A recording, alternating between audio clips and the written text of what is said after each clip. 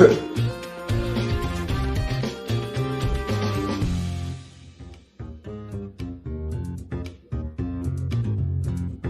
Monday,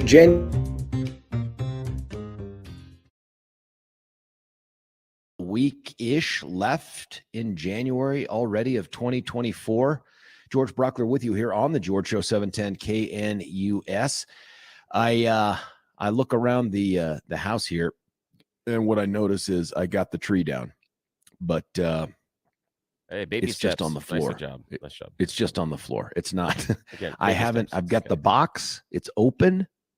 It's just pieces of tree laying all over the floor. It's as far as I've gotten by January 22nd. So I'm still a month out of Christmas. Is that normal? Where are you, Billy, with the Christmas thing? We unmade Christmas a couple of days after New Year's, only because just chaos things going on, and we have a lot of stuff. And there was a time in which we had all the children's together, so that was important because oddly enough, when you have 6 people doing a task, it goes quickly. Rather than 2. It's so you funny get how them that all happens. to participate. That is super. Oh, helpful. yeah. Normally it's through either threats or bribery. The pre-setting up is easy. The tearing down, that's normally you'd normally wait for those opportunities of the, hi, Dad, I need some gas for the, wow, this is great. And you know what? I can get you gas for the car if you come over here and one of those things. So that's kind of the thing. I can cajole them, and it takes cajoling. Yes, it does. To get them to put the ornaments up. Of course, Amanda and Trey weren't around for it because they were still doing that stupid college thing. But taking it down, it was like there are boxes and things around, and I would just watch them step over it, like step over pieces of the tree, like on their way to something else. And I'm like, hey, so help. I'm hopeful today has it. This particular tree has a little bit of that. I can't remember when I got it from Costco or wherever, Home Depot, wherever. It's got a little bit of that white frost stuff on it, but it comes off every time you touch it. Yes, it does. So I was wearing this black Adidas sweatshirt yesterday when I was undoing it, and it looked like I had the largest chunks of dandruff that came cascading down all around me everywhere. It was so. I'm going to have to figure out a way to do this, not during the show, of course, although that might make for a good radio / video. That could be a lot of fun. That could be. We've taken ours now. I guess the National Western Stock Show just wrapped up, so you're still not over the line. Is it over already? I think it is. I think it was this weekend. I think. God dang it! I think it was. Buddy, I could be wrong. That's 2 years in a row now. 2 years in a row, and I talked about it when it first launched. Like, we're getting out there. Yeah. It just there's too much going on. There's only one of me. Yeah, same with us. Too much going on over the course of everything, and so we couldn't do it over the weekend. So yeah, it's unfortunate. It's a problem because when Amanda's back, we're down a car, and of course somehow as the firstborn she has dibs, so it ends up really impacting mobility because then I become your father Uber an Uber an Uber again. And the thing about that is being the parent Uber, the customers are really grouchy and the tips suck. That's the problem. That's really problem. Every once in a while, I feel like I'm going to be attacked, so I like to drive armed. Exactly. Yes, just in case. Exactly it. And they always complain about the smell in the car. I I'm know. like, it's you. It's you are yes, the smell exactly. in the car. You can smell like this. Until actually, to that end, I had not taken the car in to get a car wash in many months. I mean, this thing. It looked like it, and you would at least see it. You might have thought it was some vagabond's car as you were on your way to your sweet German ride. But I finally decided, based on the weather, and folks ought to know, 50 degrees today is pretty sweet. And we don't ever dip below 40 this week, according to the liars in the weather. And then if you believe them, next weekend's going to be all sun all day long, Saturday and Sunday, which sounds awesome. Oh, it does. Perfect time to get to the stock show, but you've missed it. But I decided, what the hell, I'm going to do this car wash. I had to drop Graham off at some baseball winter practice that they're doing. And some of these kids, this is just a complete aside. These kids are 13, 14, most of them 14, 8th graders. Some of these dudes are hitting mid 70s in their pitches already. Wow. I mean, it's just ridiculous. Graham's got a little ways to go to get there, but still, he's throwing so much harder than he was just a year ago. And I'm like, what is happening with these boys? The high school team, Chaparral, they were practicing in one of the tunnels when I came to pick up Graham later. Nice. Yeah. These dudes, I don't know what happens between 14 and 16 or 17, but these guys are beasts, man. Oh, yeah. I'm watching these guys throw. These guys are hitting in the 90s. And I'm like, what? In high school? Yeah. Like that? Oh, the I old remember, days, that's MLB range. Oh, yeah. I remember that crest of, that late 17, 18, 19, 20, that growth spurt. And I remember playing soccer and going, oh, so this is how they do it. All of a sudden, all the awkwardness through adolescence started to metastasize and go away and be dealt with. And my body began to fill in physically. And all of a sudden now I can bend the ball the way that I wanted to. Now the ball does this. Now I can do this with things. Now I have the physical presence to do this when I'm playing defense. It was a light bulb over my head. I went, because now all the things I had been trying to make the ball and with trapping and control, all those things I've been working on for so many years, they slowly started falling into place. And that changed everything on the field. It was a remarkable time. It's almost like that part in Wizard of Oz, where they're coming out of the poppies and like, we're out of the woods, we're out of the dark. It's kind of like that. All of a sudden, everything is like bright and sunny. And whereas I'm still waiting for the other ball to drop, proverbially. I'm just sort of waiting for that moment. When does puberty kick in for Big Dad? Somehow I skipped it. I went right from prepubescence to old guy. That's not good. Just skipped right over it. The other thing I've noticed along those lines is if I use the term shrinkage, I don't mean it in the Costanza way. I mean, and my dad, God bless him, who listens to the show in podcast usually. My dad, and Dad, I love you. You know this is true. My dad was 5'10" my whole life. And I'm 5'10" I tower over my dad now. There is something going on where you start to contract, and tower's probably too strong, but there's something happening now where gravity is like the cumulative nature of gravity has taken over, and Dad's not 5'10" anymore. And I know I'm not getting any taller. That's not happening because I see a lot of these ridiculous kids in Graham's range. And Jeff is taller than I am. It's hugely offensive to have to hug him, and he has to lean down a little bit, so I can get my head up over his shoulder. It doesn't make me feel good about me. But that's going on as well. This weekend, by the way, there was a lot of baseball. We did this. I'm telling you, this D-bats thing is kind of taken over part of our everyday. And it's close, but not close enough that I can just send Graham out to walk to it, which is a problem. You said bats, not bags. Oh, sorry. No, D-bags was also in the news this weekend, but differently. I don't take Graham to any of that. But the D-bats thing, so we spent a lot of time swinging the bat and all that stuff. And I'm still trying to figure. I've made runs to. I can't figure out shopping anymore. I made runs to IKEA, Sam's.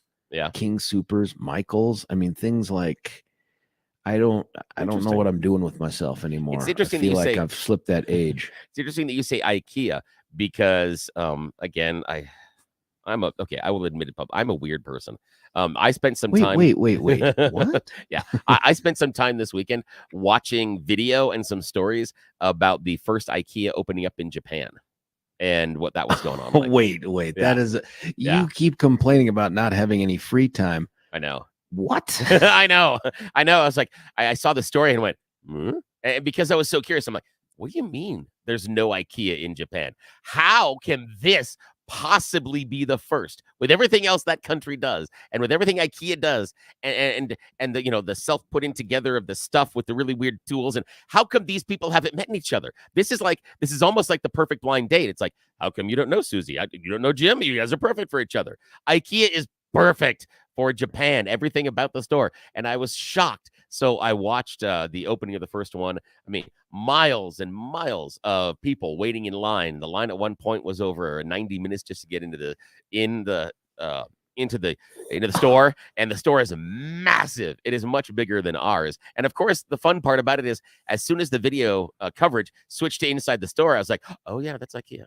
It looks exactly like ours. I mean, exactly. It is set up the exact same way. I'm a fan. I'm a fan of the IKEA thing. The history part, I don't get how you can watch that. But every time I'm in there, I think this is part of a growing trend to convince Americans that you can have an entire house full of things inside a walk-in closet. Like you can live your whole life in 25 square feet or something like that. Because is this a push? This is part of the conspiracy. This is Soros trying to get us to collapse our lives so that you and me and Kelly and Mark, we all live inside Denver in a postage stamp sized apartment that houses 3,000 people or something like that. That's exactly it. I think that's exactly what IKEA is doing.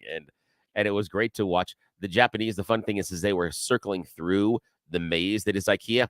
They are very orderly, staying in the middle, going in line. And then you'd split off the line and you'd wander over here. And what you do is you'd wander around to what you want, and then you just kind of merge back into the line. Absorb and the line would back continue. in. Yeah, it was the most weird thing to watch. They were so orderly. It was great, and they were super excited about it. But it was just really interesting to see them go through that type of experience. It's I like being there for a while. I like going there for a while.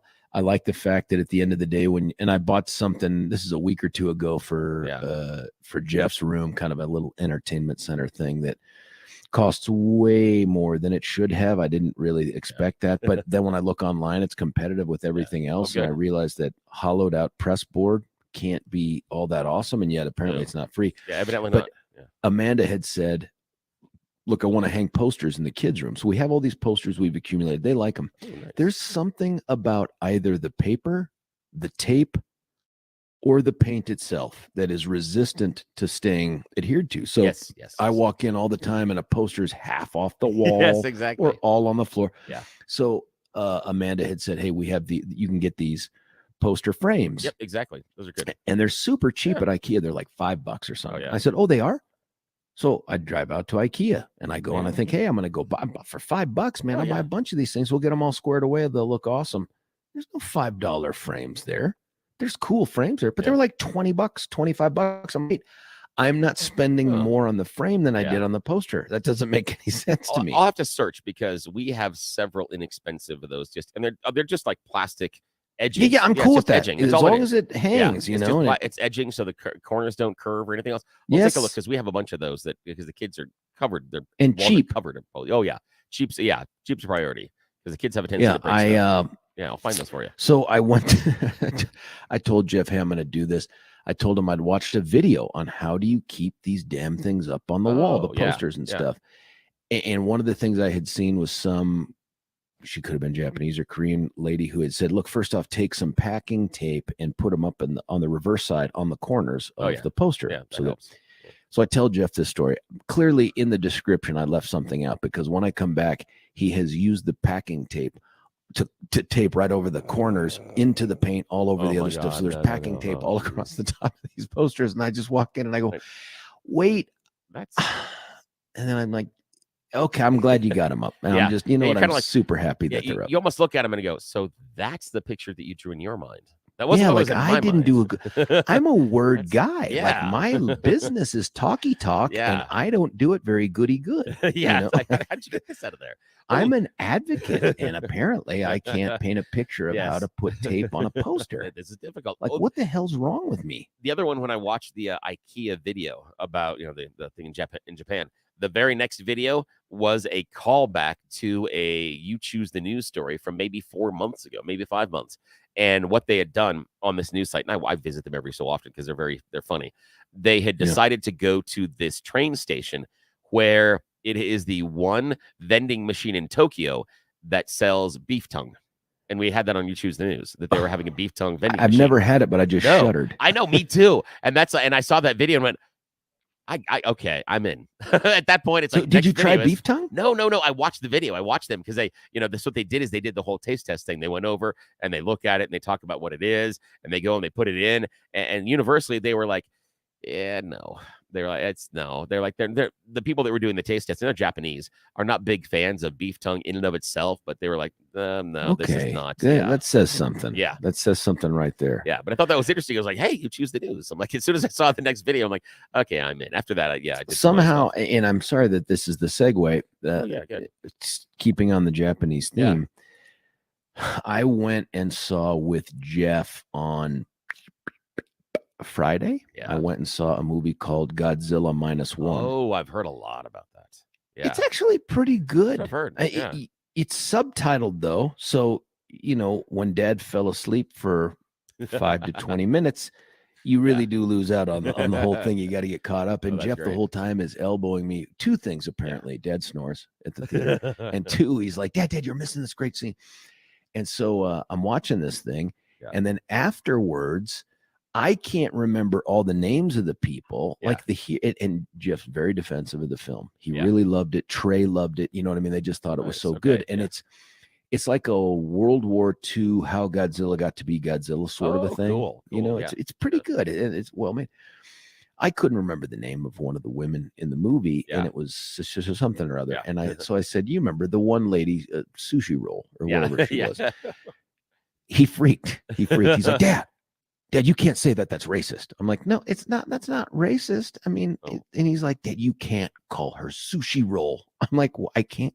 It's not. I don't mean it to be denigrating. I can't remember, and I thought it was clever. And he loses. And then I realized it's a different education system than when I went through it, because sushi roll would have been met with laughter, maybe a couple hugs. Yeah. Now my son is just like, you can't say that. You can't call someone sushi roll. I'm like, I'm not calling her sushi roll. Yeah. I'm saying that's what their name sounded like. Nor am I denigrating the person, nor am I using it and saying that's what we need to call them all the time. Nor am I using it prejudicially. Her name sounded remarkably like something or other. Yeah.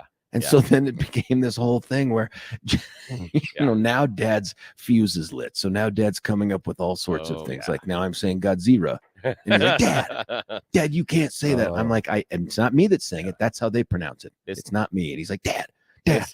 This reminds me of the not single but multi-day argument we had in the Thorpe household when I accidentally, I didn't know it was going to cause this much, played some old Cheech and Chong bits. That did not go. Yeah, no, they didn't. They did not see the humor underlying in the entire presentation. They targeted some specific words and language, and that's a couple of days I'm never getting back, and that's just it made me. There's some. I don't know if it's better or worse because the kids are so hypersensitive about that stuff, and there's good to it too. Or I mean, I don't worry at all about them ever being racist or having racist tendencies, but they've killed off humor, and so there was something that I had been trying to tell Graham. And I showed him on YouTube, and it was, and folks, if you're out there, if you Google Bobby Slayton, he used to do stuff on HBO in the 80s. Oh, Pitbull comedy. Yeah. Oh, yes. Yeah. That's him. So he was talking about, he's a Jewish guy. He was talking about going with his Jewish relatives to a Chinese restaurant. And, you know, the stuff he's saying, I remember back when I was a kid laughing out loud. So I go, oh, hey, I remember this thing. I look it up. It's on there. Even Graham thinks it's a little bit funny. The other night, we're all playing games, sitting around the table playing Uno or something. I don't know. Yeah. And I said, oh. And Graham goes, hey, Dad, play for Amanda and Jeff this thing. Oh, and I'm playing it. Yeah.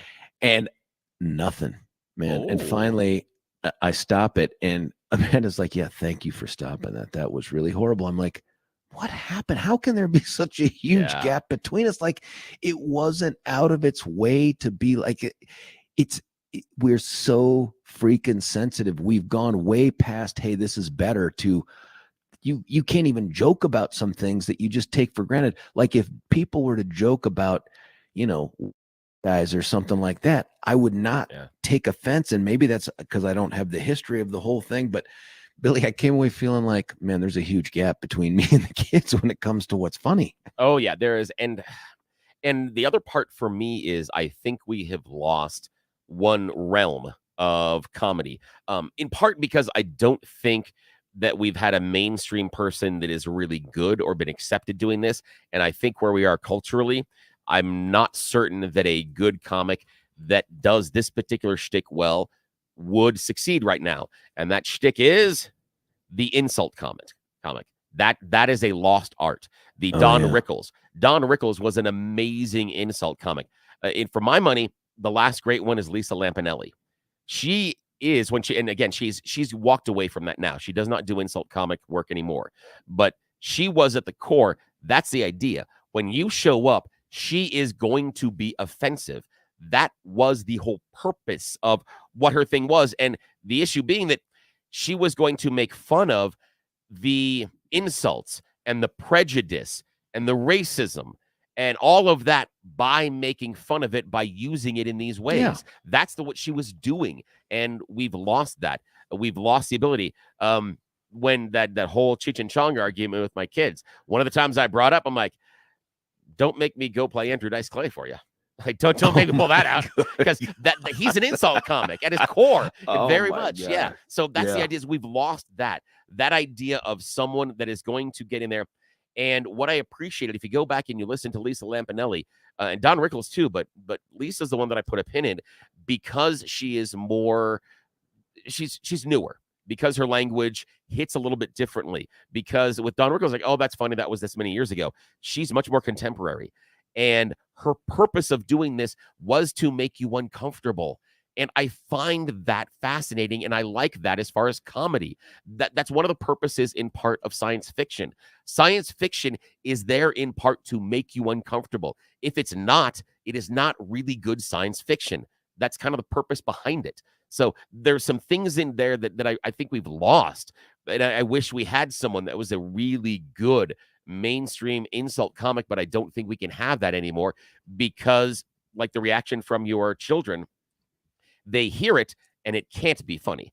Not that the joke isn't funny, but because of the words used, it can't be. And it stops there. And that's a problem. But I don't get to be in charge. Well, it's just, it's different. And like I said, I think that there's a lot of good that has come out of sort of some of the social changes that we've made. A lot of good. Of course, if you listen to the people at the ACLU or on the far left, racism has never been worse. And I'm telling you, that's just provably false. It's not that it's at zero, but it's just nothing like it was back in the 60s.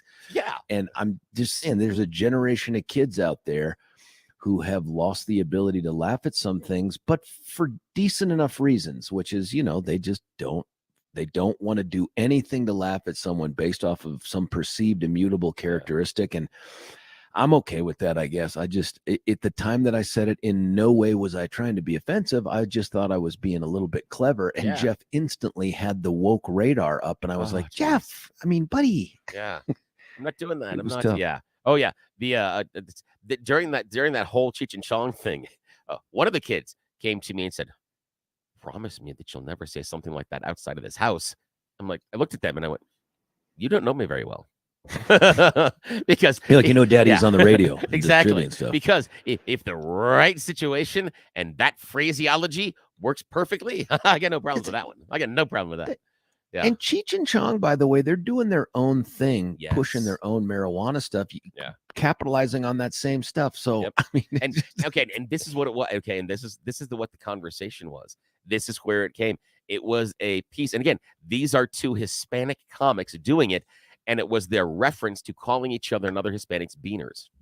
That was the issue. Yeah, that was the comic. Well, that was the bit. This is exactly a much bigger topic, because as you know, there are certain words that folks call each other that it's perfectly appropriate when they do it. But then somehow, if you're not part of that group, you should be canceled.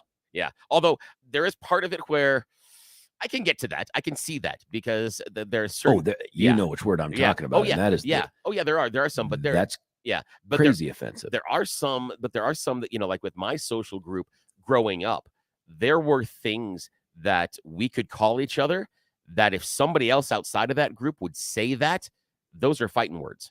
And all of us are lining up and we are knocking out some teeth immediately.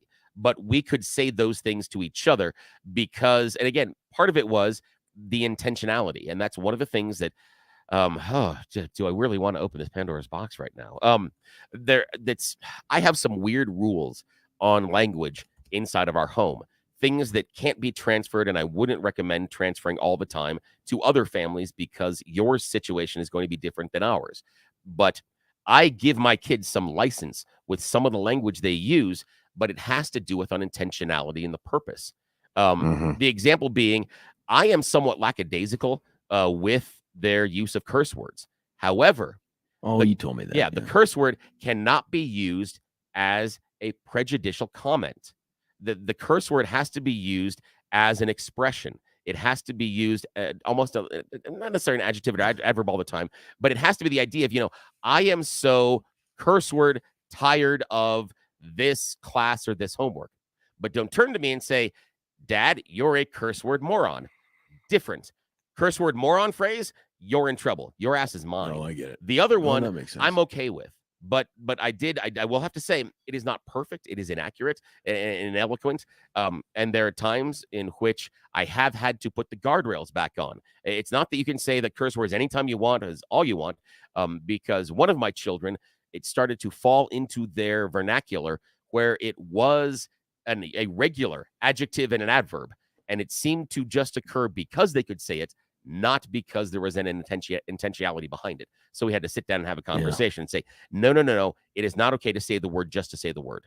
It's okay to say the word in these instances, but it's also not okay here. And I got to get away from it. Yeah. And I want to try to get away from it. It has seeped into, it's not like it's every other word. It's not like some folks that we know, but it's, but it slips out at moments of just, weakness and a lack of discipline on my part, and I need to rein it in. And it makes me think of a guy named Ben Franklin, who in his autobiography described how he would try to break himself of bad habits, and one of them was the use of profanity. Ben Franklin did it a bunch, so he kept a little journal with him, and he would document each day how many times he did it as it happened. And in doing that, and this goes back to the old Don Rumsfeld, what you measure you can correct, you know what I mean? Like you can fix. And so he would do that. And that's how he whittled it down until I'm sure he probably stopped giving I almost went Stephen Tubbs with the button there. But anyways, I feel like I got to do something like that, or a curse jar or something in the middle of the house or something. For me, it's if I had a list every day, it's trying to beat the high score. I can do better. You know, it's 27 yesterday. I can do 35 it's the today. Opposite of Ben Franklin.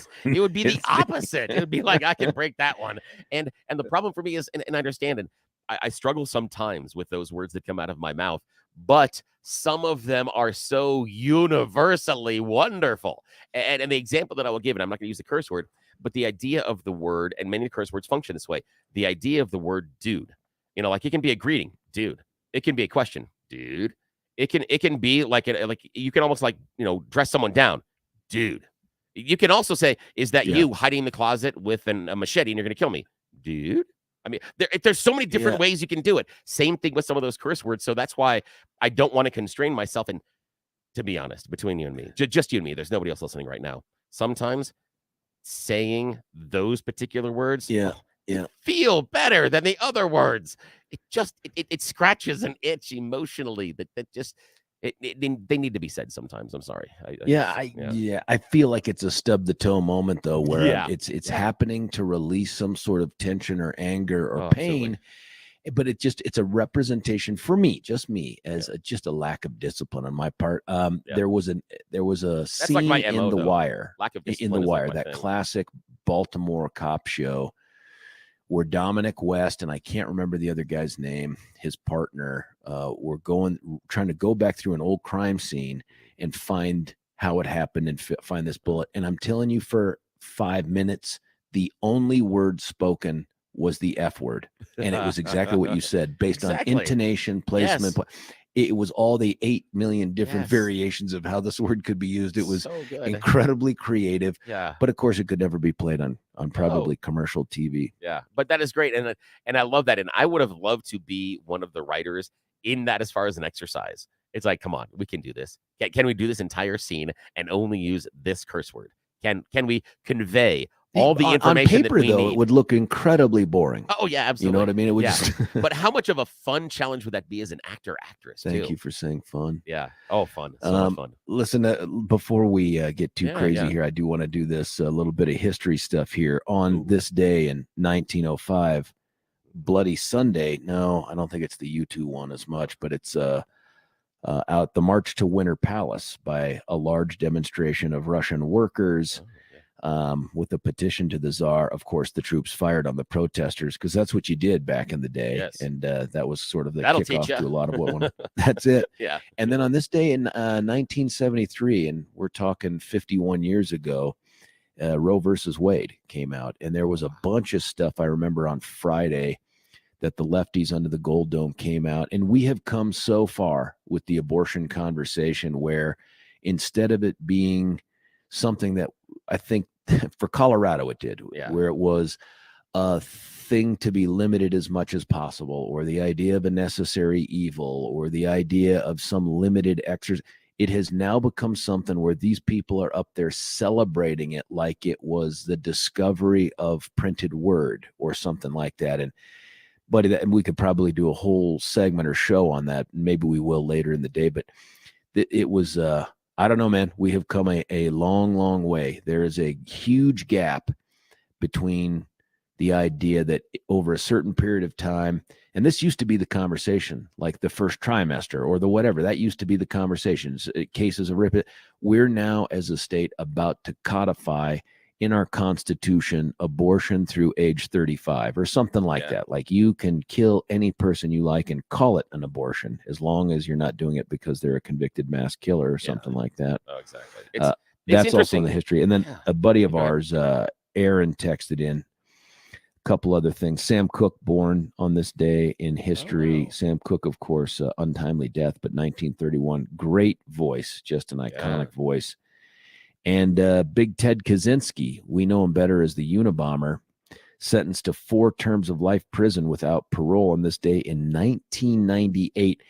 That is a brush with history for Big Daddy here, because the reason he ended up pleading guilty was because the feds caved into him after they generated a insanity report from a woman named Raquel Gurr, who is one of the world's foremost schizophrenia researchers on the planet. The only reason I know that or care is because Raquel Gurr was also the Babe Ruth expert on the Aurora Theater shooting case, and the jury roundly rejected her. She had never had to testify in front of a jury before our case. And I'm thinking she's probably never testified in front of a jury again, because she was a lead balloon, man. Really? She did not do well. Oh my God, she was horrible. Wow. Now, I'm always fascinated by the Kaczynski story for a different matter. For me, it's on the front end. It's the chase and finding him.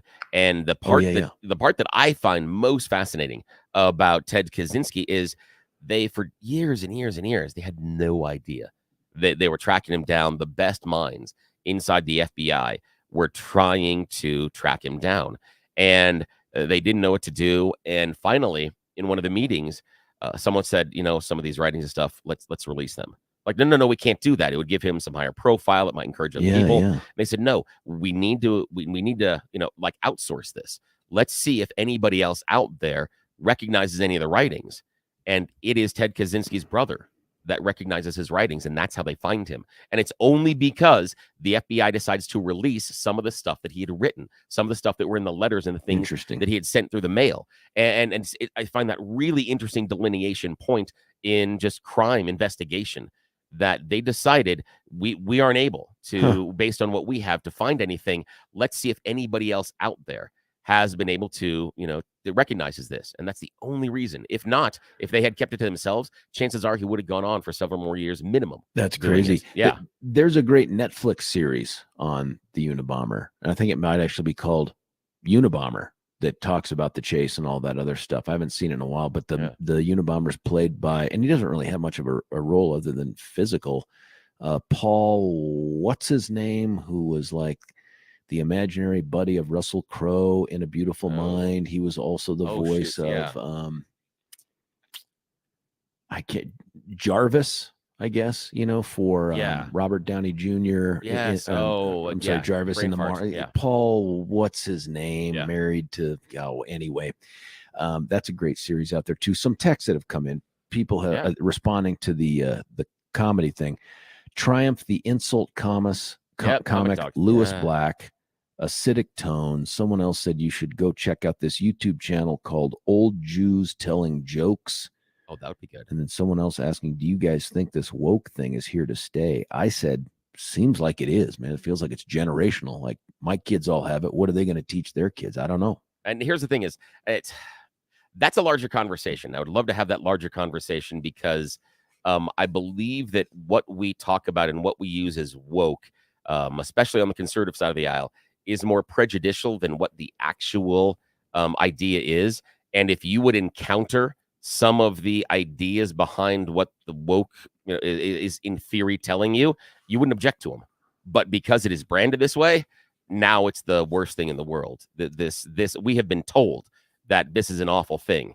But if someone comes to you, and especially some of the practical applications of it, and then again, I know there's some disagreements about the DEI and the ideas behind them, but the core tenets behind them, that maybe and if we look at how long the word woke has been used, the other part is that I also look at is that the only people still using woke are conservatives. On the liberal side of the aisle, there's no more wokeness. In fact, this woke terminology, maybe because it's become toxic. No, not at all. They weren't using it when the conservatives started to use it. The woke started. This was 7 years ago. Is when the liberals, when the liberals were using it and referring to things being woke and woke individuals. That was 7 years ago. It has not been used on the liberal side of the aisle as a descriptor for several years now. But it is something that the conservative side of the aisle has hung on to and uses this as this great thing that the liberals are trying to enact and everything else. And in all honesty, if you pay attention to what people are doing on the liberal side of the aisle, they're not doing this big enacting the woke policies. That's not a conversation of theirs anymore. I think the policies still exist. We see that already. We see that with the with a bunch of different things going on college campuses, but maybe they've moved away from the word because, they don't describe themselves as liberal either. They had to run away from liberal because it got to be so toxic. They're like, let's come up with a new one. Progressive. Let's call it progressive. That sounds better. It sounds like motion. I would have a little bit of disagreement based on what we're talking about going on the campuses necessarily being tied into woke. I think there's a different filter and a different thing that has happened on the college campuses that is connected to the woke idea, but separate. And it has to do with how they have decided to interpret actions, feelings, things like that, expressions. And I think that it is connected, tangential to woke, but it isn't at the core woke. What you see as far as these, in many ways, in my opinion, stupid policies on college campuses do not apply to the larger world. And this would be the major example that I have. I feel that on college campuses, they have decided that in some cases, speech is violence, but in other cases, violence is speech. And that's where I think they've made the mistake. I don't see that in the rest of genocide society. Talk with the super smarties out there, the former presidents of Penn and, exactly. Harvard. They kind of got into that. That's it. And that's the idea and that is a perfect example because they were being asked about speech that obviously violated the honor code at the colleges. That was obvious.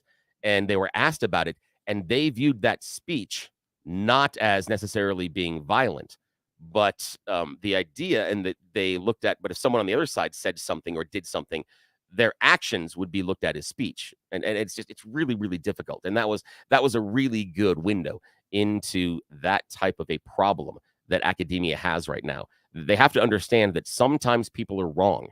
And I think academia at times has decided that we need to understand everybody and that there is nobody that is, quote, wrong. No. There are people that are wrong and there are people that are right. Absolutely. And you need to plant that flag and you need to point that out. Yeah. But I don't know where this is going, man, in terms of with the schools and stuff. But I can just tell you that these kids are so freaking hypersensitive to stuff that, like I said, I don't know. There's good to it too. There's bad. I worry a lot that they're going to get to a place where they disagree so vehemently with the idea of the expression of ideas they find repulsive that they're going to look for government action to intervene to stop those things. And I'm like, no, we can't have that. Like at some point I'm having a conversation with Jeff where I'm like, no, buddy, listen, you get to be racist. As wrong and as evil as that is, you get to be that in America. We don't have thought police. We don't want thought police. We don't want to get anywhere near there.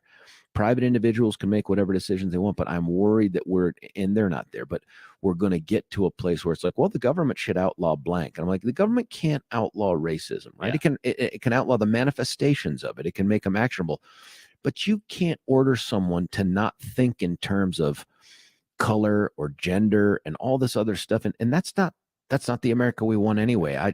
That's my concern is we're moving towards that. But the only thing I would say is that the youth have the gift of purity. They are allowed to look at this world in terms of purity, pure good, pure evil, black, white.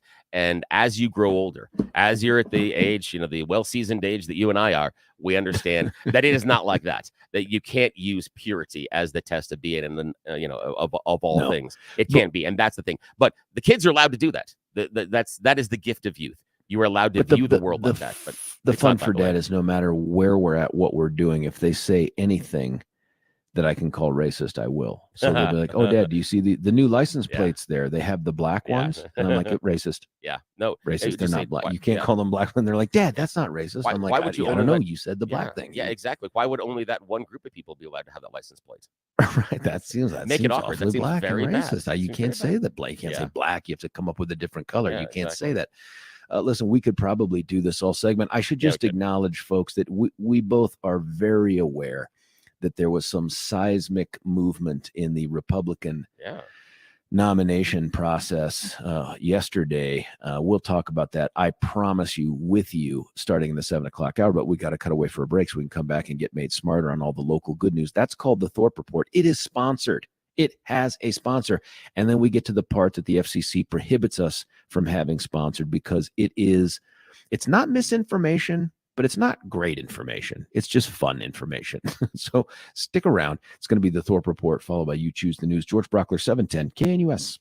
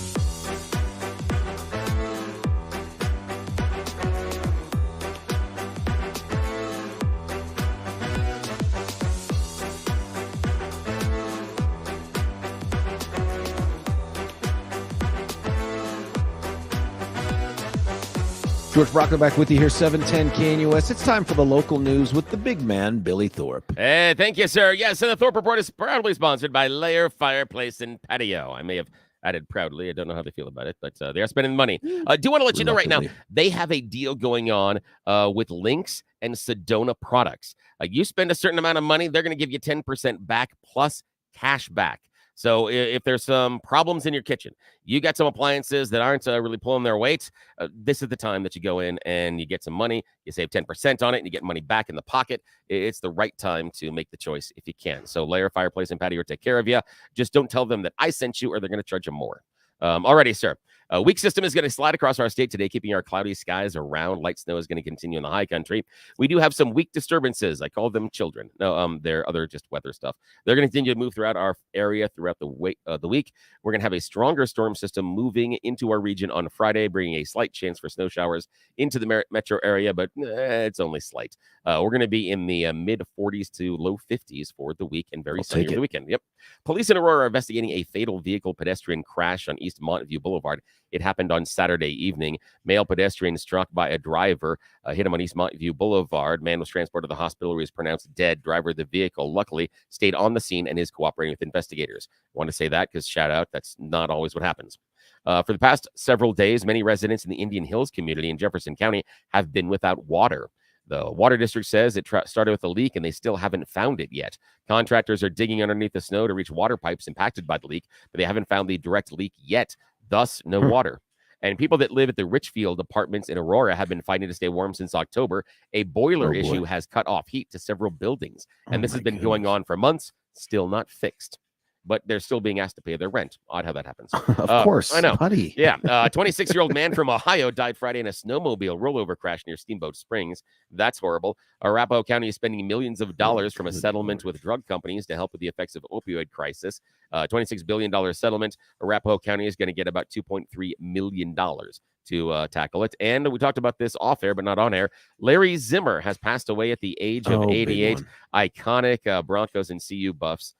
Voice and a really, really nice guy. Worked with Zim for a number of years. He was an amazing guy. Oh yeah, I knew him very well. If you got any of that sound, maybe in the 7 we can play a little bit of that to begin, because that guy was legendary. He was fantastic, and again, nicest, most genuine, most caring, giving person. Wow. I mean, just unbelievable for a guy that did it for that long to have such just a lack of ego. He was incredible.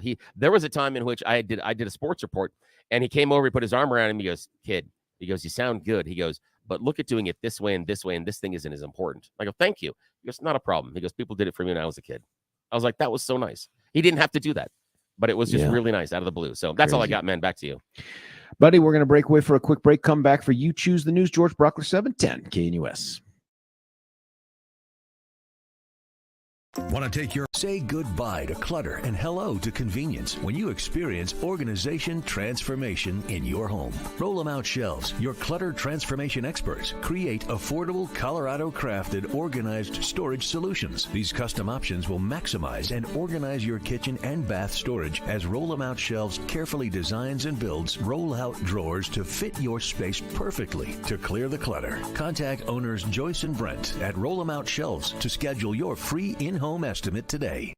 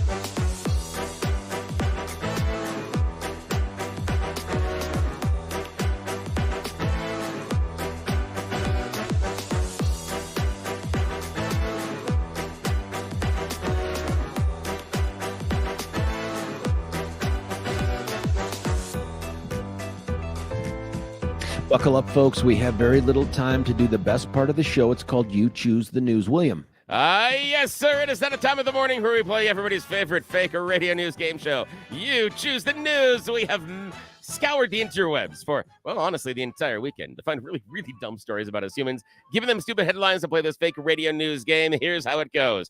Alrighty, sir. Headline number 1, turns out you are the problem. Headline number 2, now you will pay us to spy on you. Headline number 3, police take away fun. Headline number 4, happy little accident. Your choice, sir. Turns out you are the problem. Turns out you are the problem, according to a brand new research titled Online Searches to Evaluate Misinformation Can Increase Their Perceived Veracity. The idea being that when we do our own online research, we're wrong. We are so bad at the subjects we are searching that we don't understand what is true and what isn't. And oftentimes we end up actually researching the wrong stuff. Most of the time because it makes us feel good. We have decided what we feel about the subject beforehand. And this research that comes to us from Central Florida University, New York University, and Stanford concludes that we just go online and do our own research to confirm what we already believe, and we're bad at it. The problem being that the more times we search and find the wrong answer, that pushes it up in the algorithm, meaning that more people are going to find the wrong answer. So, in fact, it is a stupidity cascade. Congratulations, people. Fantastic. Yeah, it's your fault. All Love right. Now we will pay. Now you'll pay us to spy on you. Police take away fun or happy little accident. Police and fun don't match. Yes, police take away fun. A Latrobe Valley man, John Booth, is accused of having more than $600,000 worth of chemicals to make illegal drugs in his residencies. So while he is arrested, police are seizing some of the ill-gotten gains, and that includes his Lego collection. Yes, the police are taking all of his Legos. No more fun for John. What? Yeah. Why? They say that the Legos were bought with the illicit gains from the illegal drugs. So they deserve all of the Legos themselves, and they promise Legos.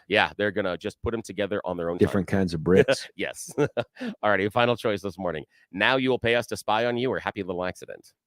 Happy little accident. It is a happy little accident in Adelaide, Australia. What happened was they were filming a road safety advertisement when something went wrong, and when they crashed the two cars together, one of the cars went a little crazy, careened up over the sidewalk, missed a bus stop, and went straight into a wall. Making it a much better shoot. However, I do find it ironic that during the road safety accident, it wasn't so safe.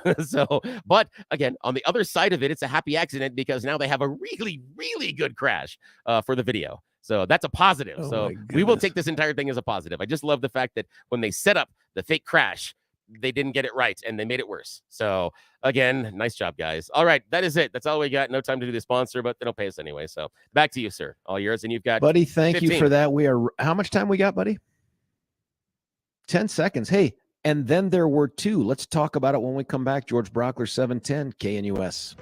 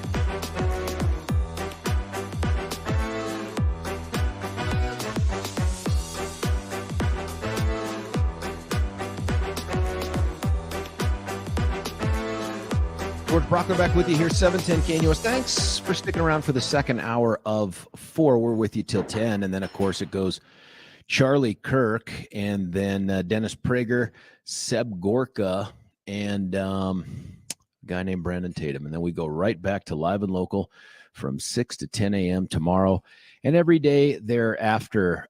Listen, one thing we wanted to wrap up before I get into this discussion of what took place huge yesterday in the pursuit of the Republican nomination for president. And if you're a 710 listener, I know you know what it is, but we'll talk about it in just a moment. But I did want to pay some particular attention to something Billy ended with, and that was a discussion of the big man Zim. Nice words by Billy, but we got a little bit of sound. There are folks that are new enough to Colorado that maybe they don't remember the big man in terms of his voice and how iconic it was and how much it was associated with the Broncos. Billy, you've got something on that?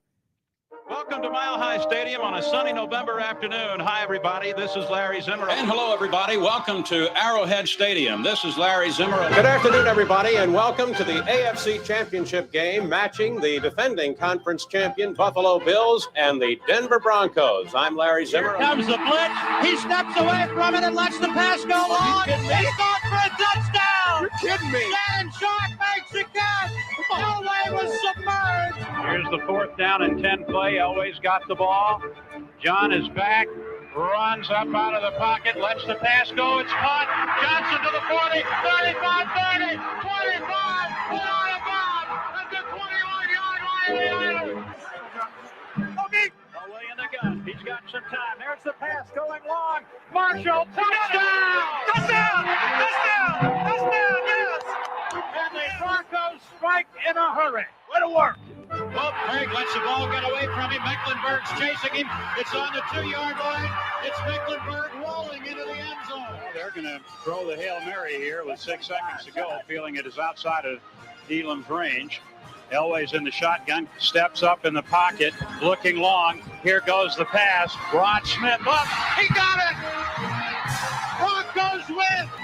Elway's got the ball to the end zone. Vince Johnson, touchdown! Well, I tell you, unbelievable. In another fantastic finish, the Denver Broncos are going to win this thing. Oh, 35 yards. The snap, the kick is on the way. He nailed it. The Broncos win. Denver 20 and the Kansas City Chiefs 17. An unbelievable game that had its peaks and valleys all over the place, and Denver walks off the field a winner. That's the big man, Don Zimmer. I have to say, Billy, that I'm sorry, Larry Zimmer. I was thinking Yankees there for a moment. Larry Zimmer. He was the voice of my youth for the Broncos. Everything I remember about the Broncos when we couldn't watch the game. I mean, I remember listening to Broncos Raiders with Craig Morton, Kenny the Snake Stabler, who must be a favorite of yours, Billy, just because of the snake thing. And it was Larry the whole time. I mean, his voice, I don't even remember who his partners were until Dave Logan hooked up with him, because he was just so iconic. The play-by-play stuff that he called was such great radio. And what I love to hear, because I never got a chance to meet the man, what I love to hear is your description of just what a great human being he was. That makes me feel He good. really was. And for years, his wife was his spotter at the games. Now, okay, Wow. so people that don't know the inner workings behind the scenes, there are a lot of people that go into making the people that do the talkie stuff on the TV and the radio look good. A lot of them. And one of those people is the spotter. Having a good spotter is really the key to being good on play-by-play. Because what the spotter does is many times, because you're so far away from the field, they'll be watching the play and many times even have binoculars. And what they'll do is you have a roster in front of you. And when a person makes a tackle or a person makes a catch, the spotter puts their finger on that person's name on the roster list. So the person goes, and that's a tackle by Mecklenburg. That's how they know. It's the spotter's job to figure it out. The play-by-play person is working on how to describe what happened. The spotter is the person that is dotting the I's and crossing the T's. And for years, it was his wife. And it was adorable because they had this wonderful relationship to where she knew exactly what he needed before he was going to say it. And the idea that she knew which name to point to and where That's to go. Really impressive. Yeah, based on how impressive. he was going to describe it. The idea that she knew he was going to need this person's name for that play. He was going to need this for that play. It was adorable. It was amazing to watch. I think that's a great partnership story. I look at the age that he's passing on. One, I think about my dad, but two, I do the math and I'm like, man, maybe I've got far fewer years left in front of me than I had behind me. And I never think about it in those terms, but I'm like, holy crap, what am I going to do here in the next 30 years to have left some positive mark? And every day I'm on radio tells me that I'm making the hole deeper. So it's going to be really hard to get to neutral. It's gonna be even worse. Something happened yesterday that we had predicted on the show last week. I predicted it would happen by Thursday. We knew that Ron DeSantis wasn't going to win Iowa. I thought that unless he had a strong showing, that he would be out of the race by Thursday.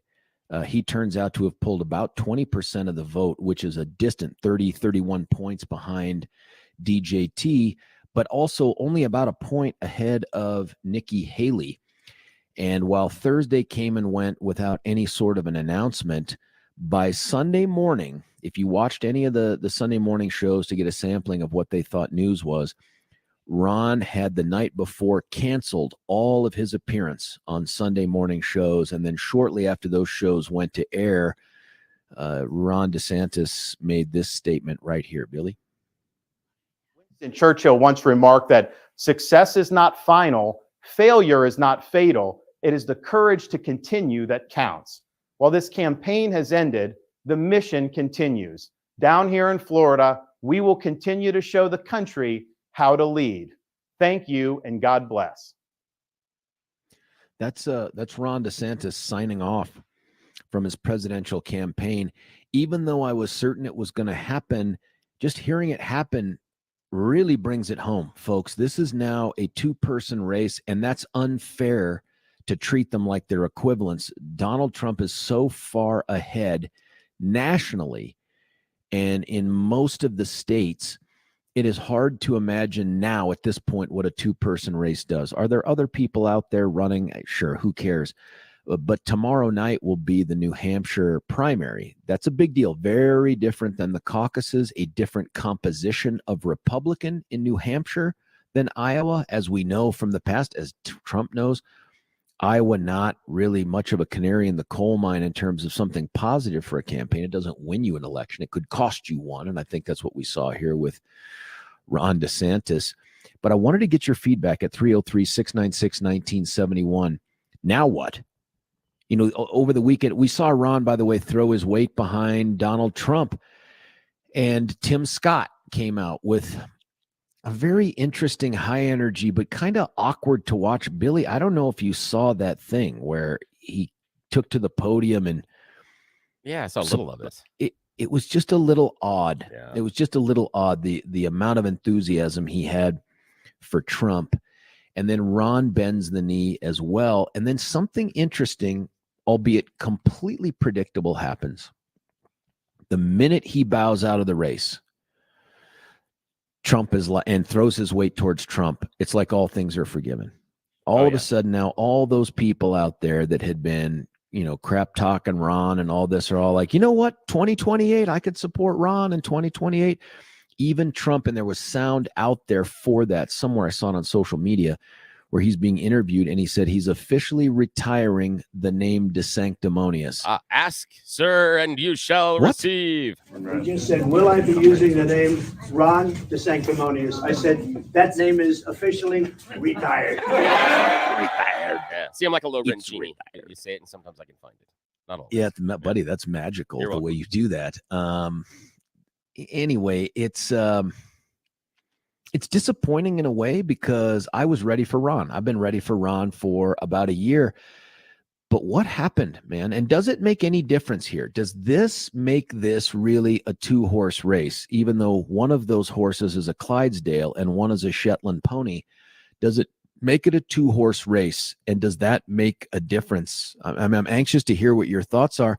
And does Ron, if you're an I was always a Trump person, if you're that person, does Ron's bowing out at this point and throwing his support behind Trump change your view of him? Does it make you feel like this guy is now playing a longer game? He's a viable candidate for the 2028 election. The polling out there in New Hampshire is interesting. It's not altogether consistent. Like some folks have Trump up by 18. There was one poll that had Trump up by 14. Either way, that's double digits. That's a big one. But there's other polls out there that have it as a much more narrow gap. Here's one right here. Likely Republican voters as of January the 20th. That's Saturday. Here's one. Nikki Haley, 44%. Trump, 46%. That's an ARG, an American Research Group poll that was of the 2024 likely voters for the New Hampshire Republican primary. Here's what's interesting about New Hampshire, too. You may not have heard this. Biden may not win New Hampshire. That's right. If you'll remember, Iowa and New Hampshire had always been 1 and 2 for a long time. And by always, I mean decades, right? 1 and 2 for decades. And then along came 2020, and Biden was on life support. And Jim Clyburn, senior congressman from South Carolina, ends up getting he comes out, endorses Biden, and his support and weight and endorsement in South Carolina gives Biden South Carolina. And had Biden lost South Carolina, his campaign likely would have been over. But he breathes new life into it, and lo and behold, he wins. As I don't know if it's payback is the right term, but in response to that, Biden, the head of the Democrat Party, for all intents and purposes, then encourages a shifting around of the calendar so that South Carolina would become the very first primary in the Democrat nomination process. And everybody was going to be told, you have to bend a knee to this thing. You have to give in. And so the Democrat National Committee was going to say to Iowa things like, if you don't do this, we may not seat your delegates. We may not count your delegates. We may beat you over the head with tofu, stuff like that. And so Iowa caved in. But you know who didn't cave in? The live free or die state. I mean, that's Delaware. The Granite State. Is that New Hampshire? Yeah. I was going to get the name at some point. New Hampshire said, screw you. We think you're completely mistaken. We're not. It's baked into our Constitution. We will be the number one state, the number one primary to kick off. So Biden's not on the ballot. So there's a massive write-in campaign taking place in New Hampshire to get the ballot because that dude, Dean, is that his name, Billy? The other guy that no one can remember that's running as a Democrat to give Democrats a voice. I can't remember that dude's name, but he's running. And there's a very real, I'm sorry, it's Phillips. So sorry, Phillips. If you look at the polling, Phillips has 32%. Biden has 54%. That's a drop off, by the way, over the last couple of weeks of about 4 points. And the beneficiary of that has been Phillips. Here's the weird part, though. You got to write him in. If you don't write him in, he doesn't win the vote. So being supported in the primary may not be enough. Voters, I don't know if they know to do the write-in thing. So that's interesting. I don't think it changes the ultimate outcome. I think Joe Biden ends up becoming the nominee. I also still think that Trump ends up becoming the nominee. But the question I have is what went wrong with Ron? Why not Ron? 303-696-1971. What did he do wrong? Why didn't he have the support? Because he's a Trump guy, right? Trump was a big supporter of his, maybe the best governor in America over the last few years based on what he'd done with Florida. Took a blue, that's not true, took a purple state, a swing state, and made it solidly red.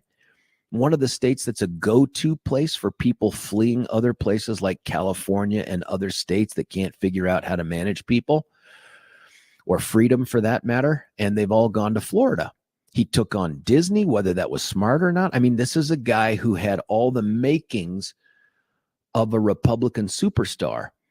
and he just ran into this Trump buzzsaw.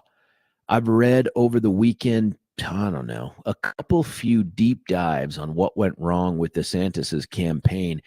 And this may be something there needs to be a book written about. And it's a failure of leadership and organization.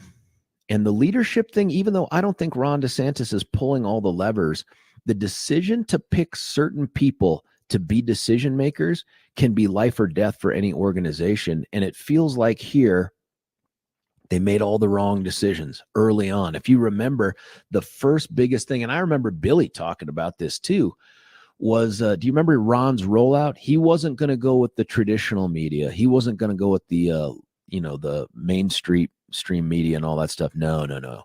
He was going to launch on X. So he and Elon got together to roll this thing out, and it was a technological disaster.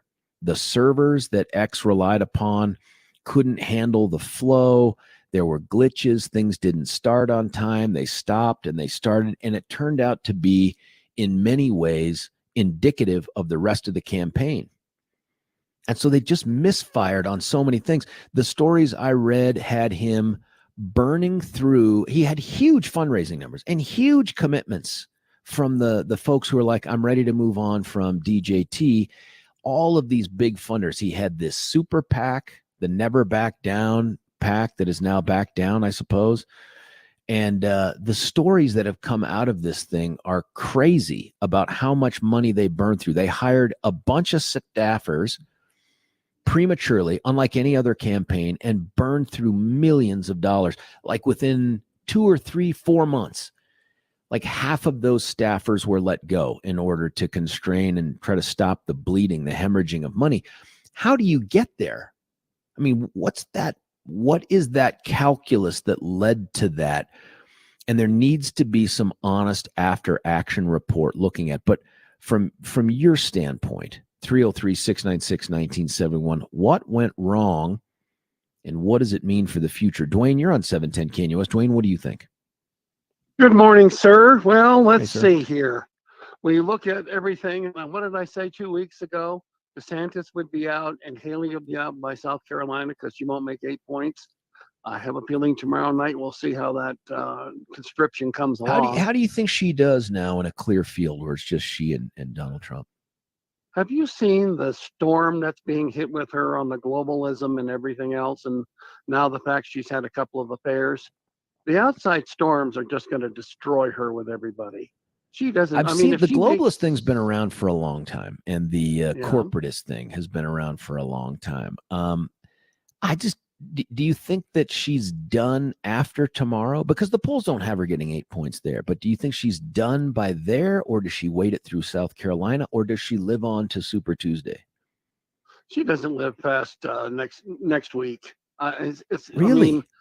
I look at it on the situation of the following. Vivek stepped out. Yeah. He put his support behind him. Tulsi Gabbard is a quiet but extremely everybody wants to have vice presidential candidate. So we need to see how that's going to play. Listen, Tim Scott was a really nice guy. And nice guy. Governor DeSantis, I mean, that poor man couldn't get traction if he was, on our ice and razor blade floor, he couldn't get traction. What's the reason for that, Dwayne? What happened with him? Because he sat there and took it as a coronation. It was like, I'm going to become president. He was blowing $5 million a day plus. Wow. In the places. I mean, the money flowing through was there. And unfortunately, is this a guy that absent the year of Trump here, and this will be the last time that people get a chance to vote for this guy for president, does he fare better? I think he's got a much better shot then. I think the biggest thing behind all of this is that when they put the first indictment against DJT, that somebody sat there and said, you know what? That's going against me. And take it for what it is. Every one of those indictments, he gets more numbers. He gets more popular. I have a belief that a lot of people are sitting there saying, had the Democrats just left him alone, he'd have floundered. But every time they pick on him, he gets better. He gets stronger. I mean, it's like kryptonite. I do think there's something to that, Dwayne. The idea that his polling numbers, even in New Hampshire, shifted quite a bit. Ron, at one point, was leading everyone in the polls in New Hampshire. And then the dude, had he stood for the primary tomorrow, would have been slaughtered. But a lot of the change was because of what you just said, which is I think that more and more Republicans, I don't know about unaffiliated, I can't say, but Republicans look at these attempts to keep Trump off the ballot in Colorado and to indict Trump for this or that. Whether there's merit to it or not is less relevant than the idea that they view it as an attack by the establishment and the Dems to try to keep them from being able to vote for a guy, and they're going to stand up and now they're going to support this guy where maybe they wouldn't have before. Well, the biggest thing about Americans that I love and glad I'm here is the fact of the following. Oh, I'm sorry. You said I can't do that? Here, let me go get my diesel truck, which I never thought about doing, and coming down there and showing you some flamethrowers about how excited I am to do whatever X, Y, and Z you're against. The World Economic Forum recently stated election voting will be something of a dream of the past. What? Have you looked? Where was Yes. that? Holy crap. That was during the Davos thing, and they're sitting there saying elections will just be a thing of the past. And right now there's a poll that says elites versus America.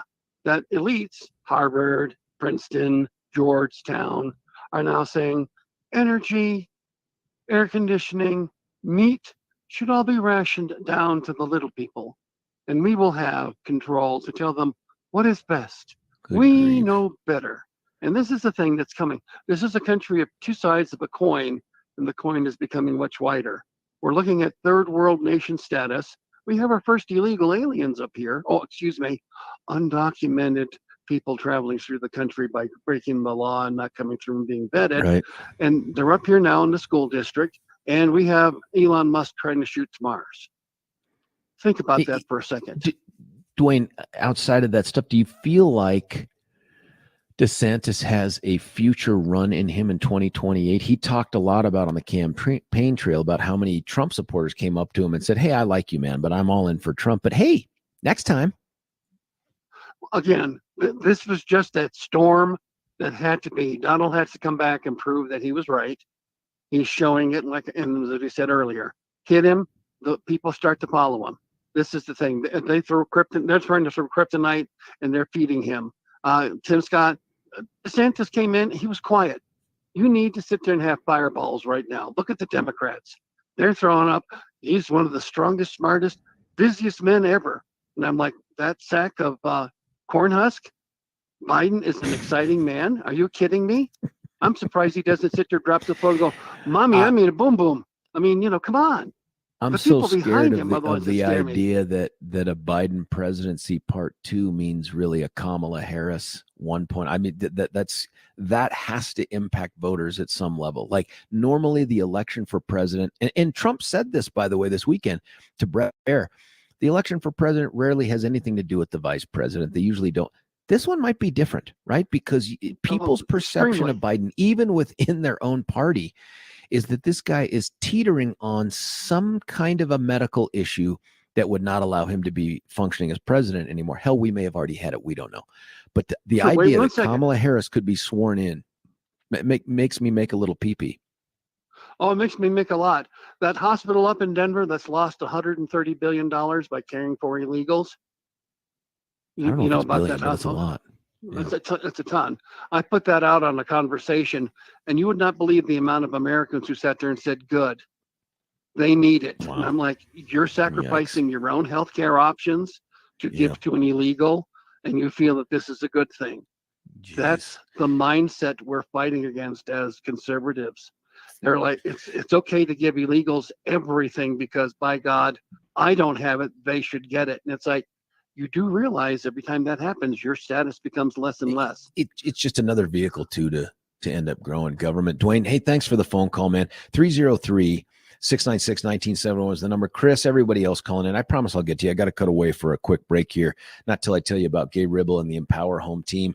If you're looking to get out, I see more and more ads, by the way, on Facebook, mostly Facebook, not really Twitter, but on Facebook, more and more realtors, folks that I know, friends of mine that are now saying, hey, the market's starting to heat up. I can feel it. Here's another listing. Here's this, here's that. I'm starting to get more emails, all this other stuff.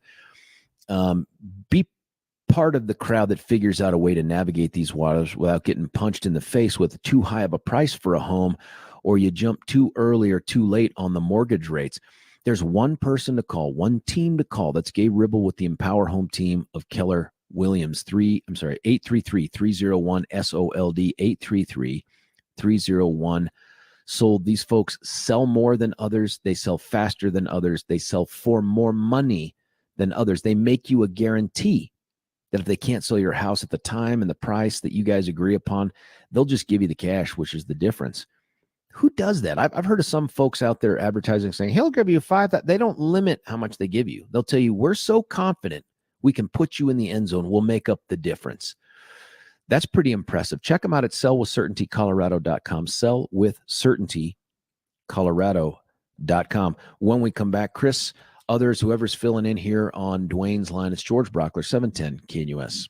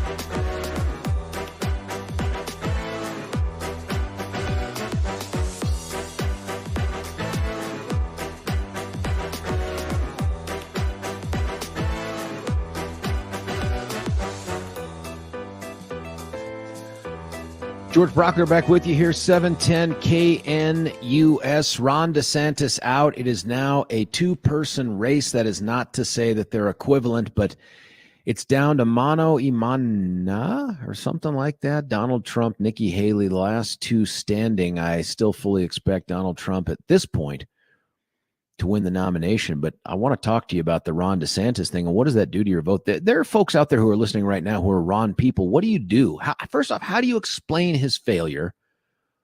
And it was a failure. And what now? What now? Does this change where you're going to send your vote? 303-696-1971. Chris, you're on 710 KNUS. Chris, what do you think? I think Ron DeSantis' mistake was he didn't wait 4 years. He shouldn't have never went up against Donald Trump. I like them both. I didn't want to see them fight it out and insult each other. And, Donald Trump was going to cream him more than likely. And I'm just glad he didn't damage his brand like when Ted Cruz went up against Trump. And Ted Cruz, I don't think ever really recovered his reputation when he got creamed by Trump. Do you feel like at all it's damaged in this way? I mean, during the time that he ran, Trump characteristically said a whole bunch of negative things, calling him DeSanctimonious. He tried some other names. He said he was disloyal and all this other stuff. And then it seems like with just the simple announcement of I'm out and I'm supporting Trump, all of a sudden it was like the prodigal son. You know what I mean? He was brought right back into the fold and they killed the fatted calf for him. Is that how you feel about Ron now? Like I said, I don't think he didn't get insulted as bad as Ted Cruz and his wife did, and then endorse Trump, and then turn around and go, okay, I'm for Trump. But that didn't look good for Cruz at all. DeSantis, I think, could bounce back from this. Were you a Trump supporter even when Ron jumped into the race? Yes. And what was the reason Ron, why you... And I was open to Ron. I was open to both of them still, but I was leaning towards Donald Trump. But why? Why Trump over DeSantis? I think I don't know. I kind of feel some loyalty to him because I feel he was a good president. I think he did some great things, and I feel like he had the best shot of pulling it out. I still feel that, of winning over Biden. What's your thought on Nikki Haley then? Now that it's a Nikki Don race, what are your thoughts? She's, regrettably, I voted for Mitt Romney. Didn't want to, but that's what she is. She's one of those. Is your sense, Chris, that she's not the right fit for president? And here's another one of those folks where, you know how with DeSantis, Trump supported him, kind of probably breathed some life back into his gubernatorial campaign that first time around, and so feels like he was disloyal. Well, Nikki Haley was Trump's choice for ambassador to the United Nations, and by all accounts did a nice job. But then once she runs against him, she's horrible. And now he's questioning whether or not she could even serve as president based on some, Obama-like birth certificate thing or something like that. Any of that resonate with you? Has she lost luster because Trump has turned on her, or did she do something different after leaving his administration? Yeah, she talked trash about Trump. No, she's been talking trash about Trump as soon as I think January 6th hit. And she's been in the media before she ever ran for president talking. And she just seemed very disloyal. And, and I think that was, in my opinion, that has been one of Donald Trump's Achilles heels, was he tended to pick people that turned on him. I don't know if he's a poor judge of character or what, but it seemed like as soon as people left his administration, as soon as they left his administration, they're writing books, they're talking trash, they're whatever, so I don't know. I'm glad you brought that up, Chris, because I've been wanting to ask this of folks too.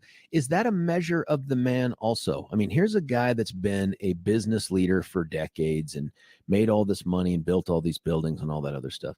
The fact that this guy seems to pick an inordinate number of folks who so quickly turn on him during or shortly after their time with him, is that a reflection of him as someone who can identify talent or can't, or is it something else? I think it is, but it surprises me because he's been so successful in his business and, his presidency that you'd think he'd be a better judge of character by now. I don't know.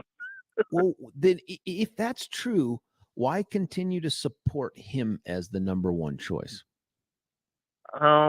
Is it because of the alternatives, or is it because there's some other stuff that he's done that you feel like overshadows that? I feel he's been treated so unfairly that, you kind of got to stand behind the guy. I mean, he's been in many ways, his own worst enemy. But, I appreciate what the man did for our country. And I felt like he was fighting for the little guy, for people like me that was ignored by the Republican establishment for many, many years. While they're feeding us the Mitt Romneys and the whatnot. Chris, what was that thing he did that you thought was reflective of his commitment to guys like you or guys like me or Billy? I mean, he talked about the border. Nobody wanted to do that. Things like that, just common sense things that we've been sitting there like, and why are we doing this? Why are we paying all this money to the United Nations? Why are we doing all this? And he's the first guy to come out and say, yeah, you know what? Maybe we should look at this stuff. Are you bummed at all that he didn't get it done with the wall and the Mexico paying and all that stuff? I never really believed Mexico was paying. I always thought maybe he's got a better idea that I don't know. But I felt that was campaign hyperbole, which they all do. Like I said, every now and then his mouth got the best of him. But I wished he would have got more things accomplished. But I think he did more that I liked than any, and I'm glad he was talking about the endless wars too, about, well, wait a minute, why are we doing all this? When do you think Nikki gets out of the race? Dwayne had thought it was as early as this week after New Hampshire. What are your thoughts? I'm not sure. I think she might try to stick around and try to, at the very least, get her rounds on TV some more, maybe a book deal. I don't know, to be honest. No chance she pulls this off in your mind? No. Man. If DeSantis couldn't do it, she's not going to. Well, it's interesting because she really started to show that she was the alternative, that she was the number two. And the part that we'll have to find out now is, does it matter to have a clear field? I just don't know if it matters enough for her to win. Part of the problem here is that Trump has such a commanding control of the party itself and the grassroots and all that other stuff. She really has to hope that there is an equal or greater number of Republicans, or in states like Colorado, unaffiliated, who are going to rise to the challenge here. And I don't think it's going to happen. And Chris, what you said, I think, and Dwayne brought this up, I do think that this is going to become, in the after action of this, the reason why, and that is Trump has been attacked so consistently, so viciously, and in some cases so unfairly by not just the mainstream media now, but seemingly, prosecutors here, there, and everywhere, that I think there's a growing sense of, well, wait a minute. You're picking on this guy so much, and we don't like you to begin with. We're going to end up supporting this guy to some extent because of how badly he's been treated. And I think I think the Dems and the liberals and the progressives, or whatever they call themselves, have missed the plot here. And that is, the more they try to victimize Trump, the more support he gets. It's crazy. Yeah, I mean, they're trying to not just take him out of the election, but destroy him and his family personally, financially, any way they can. And it's very sad. Yeah, it is sad.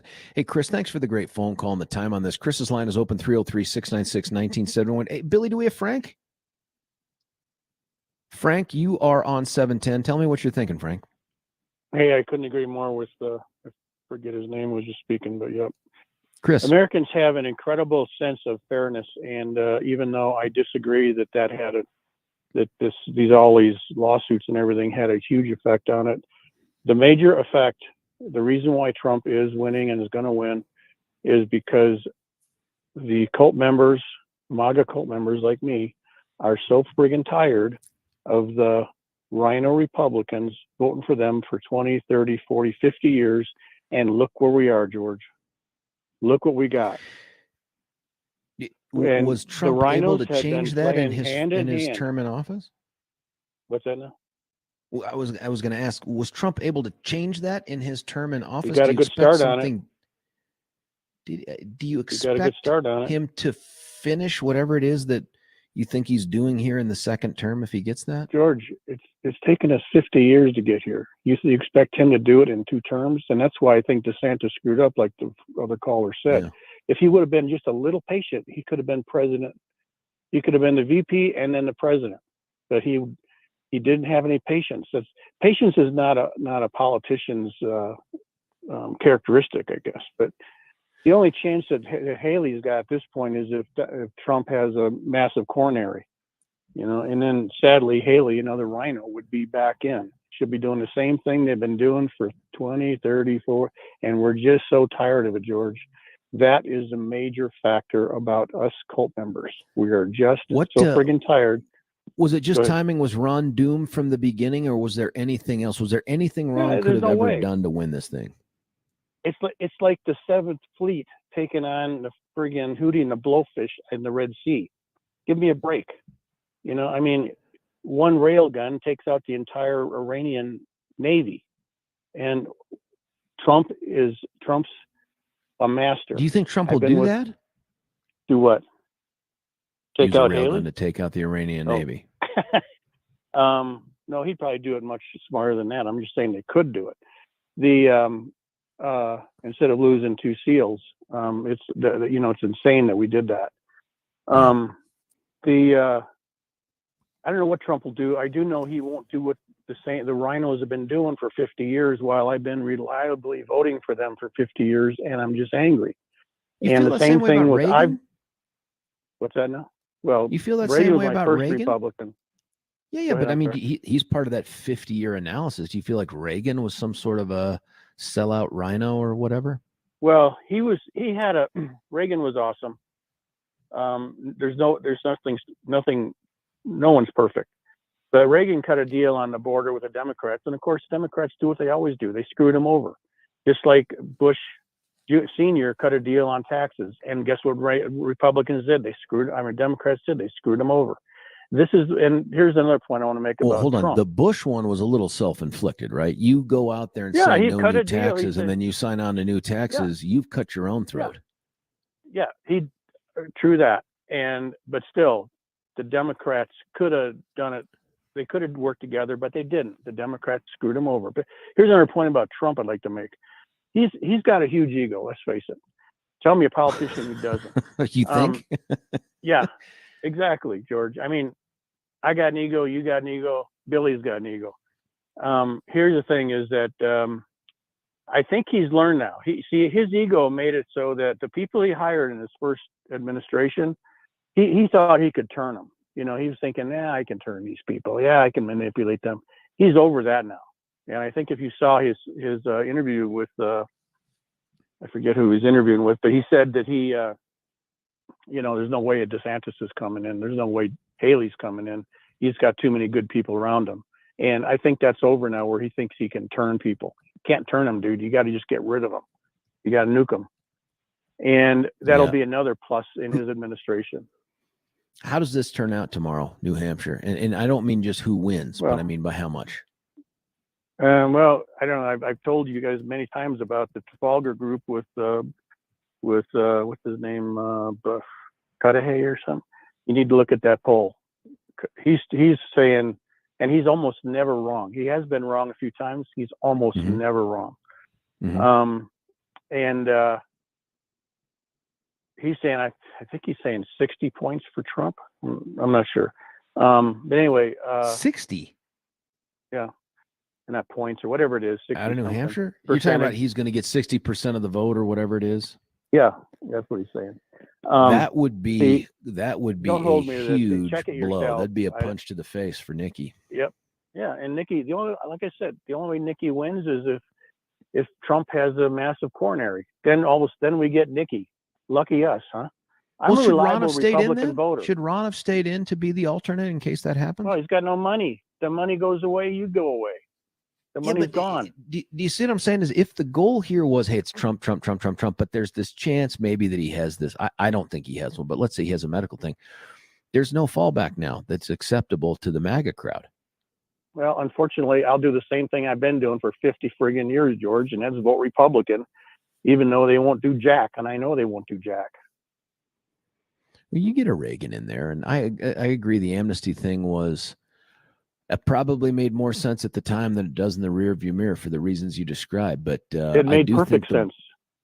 Yeah, I do think the border ends up becoming the dominant issue of this campaign. I just at this point, and you can thank, by the way, Greg Abbott, right? Like, but for Greg Abbott, oh my gosh, we're not having the same conversation where Mike Johnston is going out to DC to beg for money. You know, you don't have Pritzker. Something. Oh my gosh, Greg Abbott is the untold hero of getting this issue out there to more Americans, because sending those folks to all of those sanctuary cities, what an eye opener. You know, welcome. Never been more true to the party, pal. It's never been more true where when a politicians, and I'm talking about the Democrats or the communists now, where a communist party politician's lips are moving, he's lying.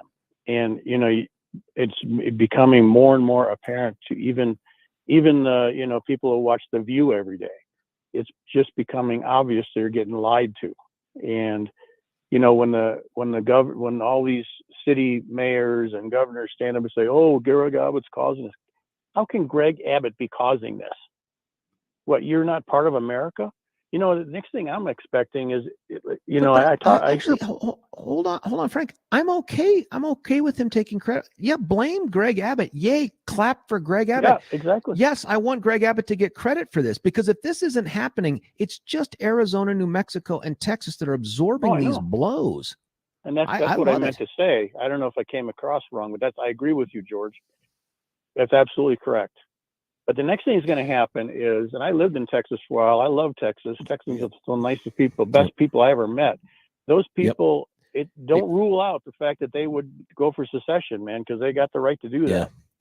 Hey, Frank, do me a favor, buddy. Keep listening. Keep calling in. We got to cut away, man. I took us long just because I appreciate the conversation. Frank's line is open at 303-696-1971. George Brauchler, 710 KNUS.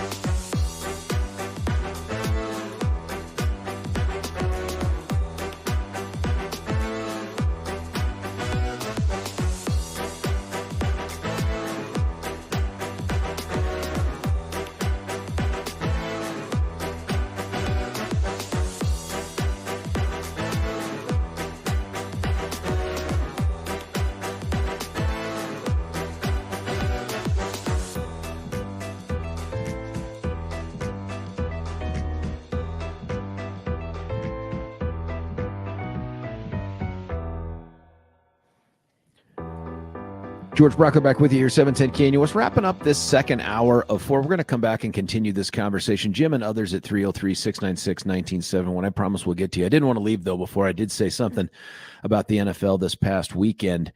Man, the Chiefs winning was just, I mean, it just makes me unhappy. I don't know how else to describe it other than Jason Kelce and what he did after the game. It was a total disaster. Hey, listen, stick around. We're going to continue this conversation and what should happen with the money.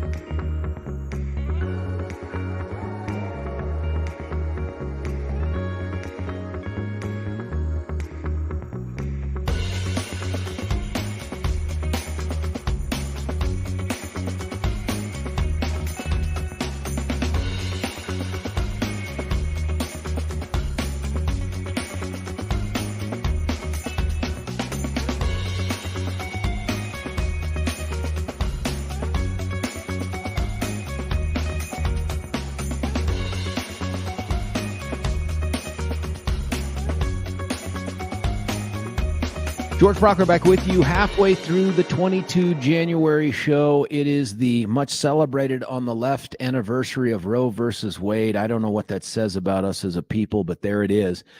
The bigger, more political news out there, Ron DeSantis out. It is now a race of two for the Republican nomination. And Nikki Haley seems so remote in terms of the race, like way back there in Donald Trump's rearview mirror. In fact, if you listen to some, they have that little sticker on the bottom of the mirror that says objects in mirror appear closer than they really are. That, I think that's sort of what's going on here. If you're a never Trumper, or you're someone who is just looking for an alternative, and I don't think that's the same group, you're thinking, can Nikki Haley pull this off in New Hampshire? In some polls, she's down double digits, 14, 18 I've also seen her as close as 4. So we'll have to see how it turns out. But there's a memo. I don't know if it was leaked or it was put out by the Koch network. Koch, of course, the big funders for Americans for Prosperity and so many other things that have done tons of grassroots work. I imagine, too, as much as the Koch brothers were heralded for all the things that they did for a conservative movement, and they supported a bunch of Republican stuff. Now, just because of Trump, they are now viewed as some sort of establishment hacks or something like that. It's very, very interesting to see how this party has simply become all Trump all the time, to the exclusion of other conservatives, because they can't be conservatives. You can't call them conservatives anymore. But there's a memo that came out, Billy turned me on to, that says that AFP Action is supporting Nikki Haley. I'm reading this to you because she offers the best chance to move beyond the current political era. There's no question Nikki Haley wins in a head-to-head contest with Joe Biden. That's true. I've seen like 12 to 17 points she beats up on Biden. And that brings me to the other question. Do we just want a chance at winning, or do we want to win? Does it make a difference? I don't know. She consistently outperforms Donald Trump by wide margins. Nikki Haley is by far the strongest candidate to win in November. We've been clear from the beginning that we disagree with former President Trump's plan for the country. And there's a bunch of other things here. And then finally, in all bold, it says, his current economic plan, this is not in bold, leads with a promise to raise taxes by 10% on all Americans. And then in bold, the reality is Trump has lost the last 3 elections, and he's on track to lose this one too. Despite what some media outlets report, our polling consistently shows Donald Trump loses to Joe Biden in the states that will decide the election in November. And if he's convicted in one of his many criminal trials, polling indicates his loss will be even more severe. 303-696-1971. What happened to Ron DeSantis, and does it make a difference anymore? I mean, is this just a foregone conclusion? Should Nikki bow out too? Let's go to Jim. Jim, you're on 710 KNUS. Jim, what do you think? Hey, good morning. It's amazing how quickly Trump has steamrolled the entire Republican table so far. Nikki Haley is going to be gone in a matter of weeks at the most. Well, that's days. interesting. Jim, talk about that. You think she stays on through South Carolina, which is weeks away, or do you think she's gone before then? I'm not sure, but it's coming up quick. I think she'll probably be gone by Super Tuesday at the latest. Well, that's pretty much the game right there. And she has to hope that she ends up with some split or some delegates that make her viable. Well, it's game over already. I mean, he's already gotten everybody to quit in record time. He cleaned the table faster than he did in 2016. And it's to be expected because the Republican Party is no more. The regular Republican Party is no more. And if the subject is immigration, Trump will clean the slate. Now, I don't know if he can beat the dead guy or if the dead guy is going to beat him, but people are going to vote against. People now vote against someone. They don't vote for someone. They only vote against the opposing party.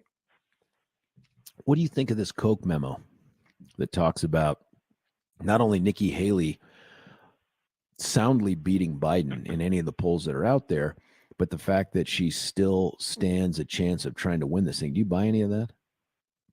Well, the subject being immigration, the Kochs want cheaper inputs, which is basically the only input they can control anymore is labor. And here we go again. But I consider you a intelligent person, especially when it comes with legal matters. But I've been listening for years, and I've always been told that the regular Republican Party, the Reagans, the Bushes, were strong on immigration. So I thought I was losing my mind and I was just an idiot because I don't recollect it that way from the 80s. So what I did is this weekend is I went back and I listened to the 1980 Republican debate between Reagan and Herbert Bush. And I found out exactly what they thought.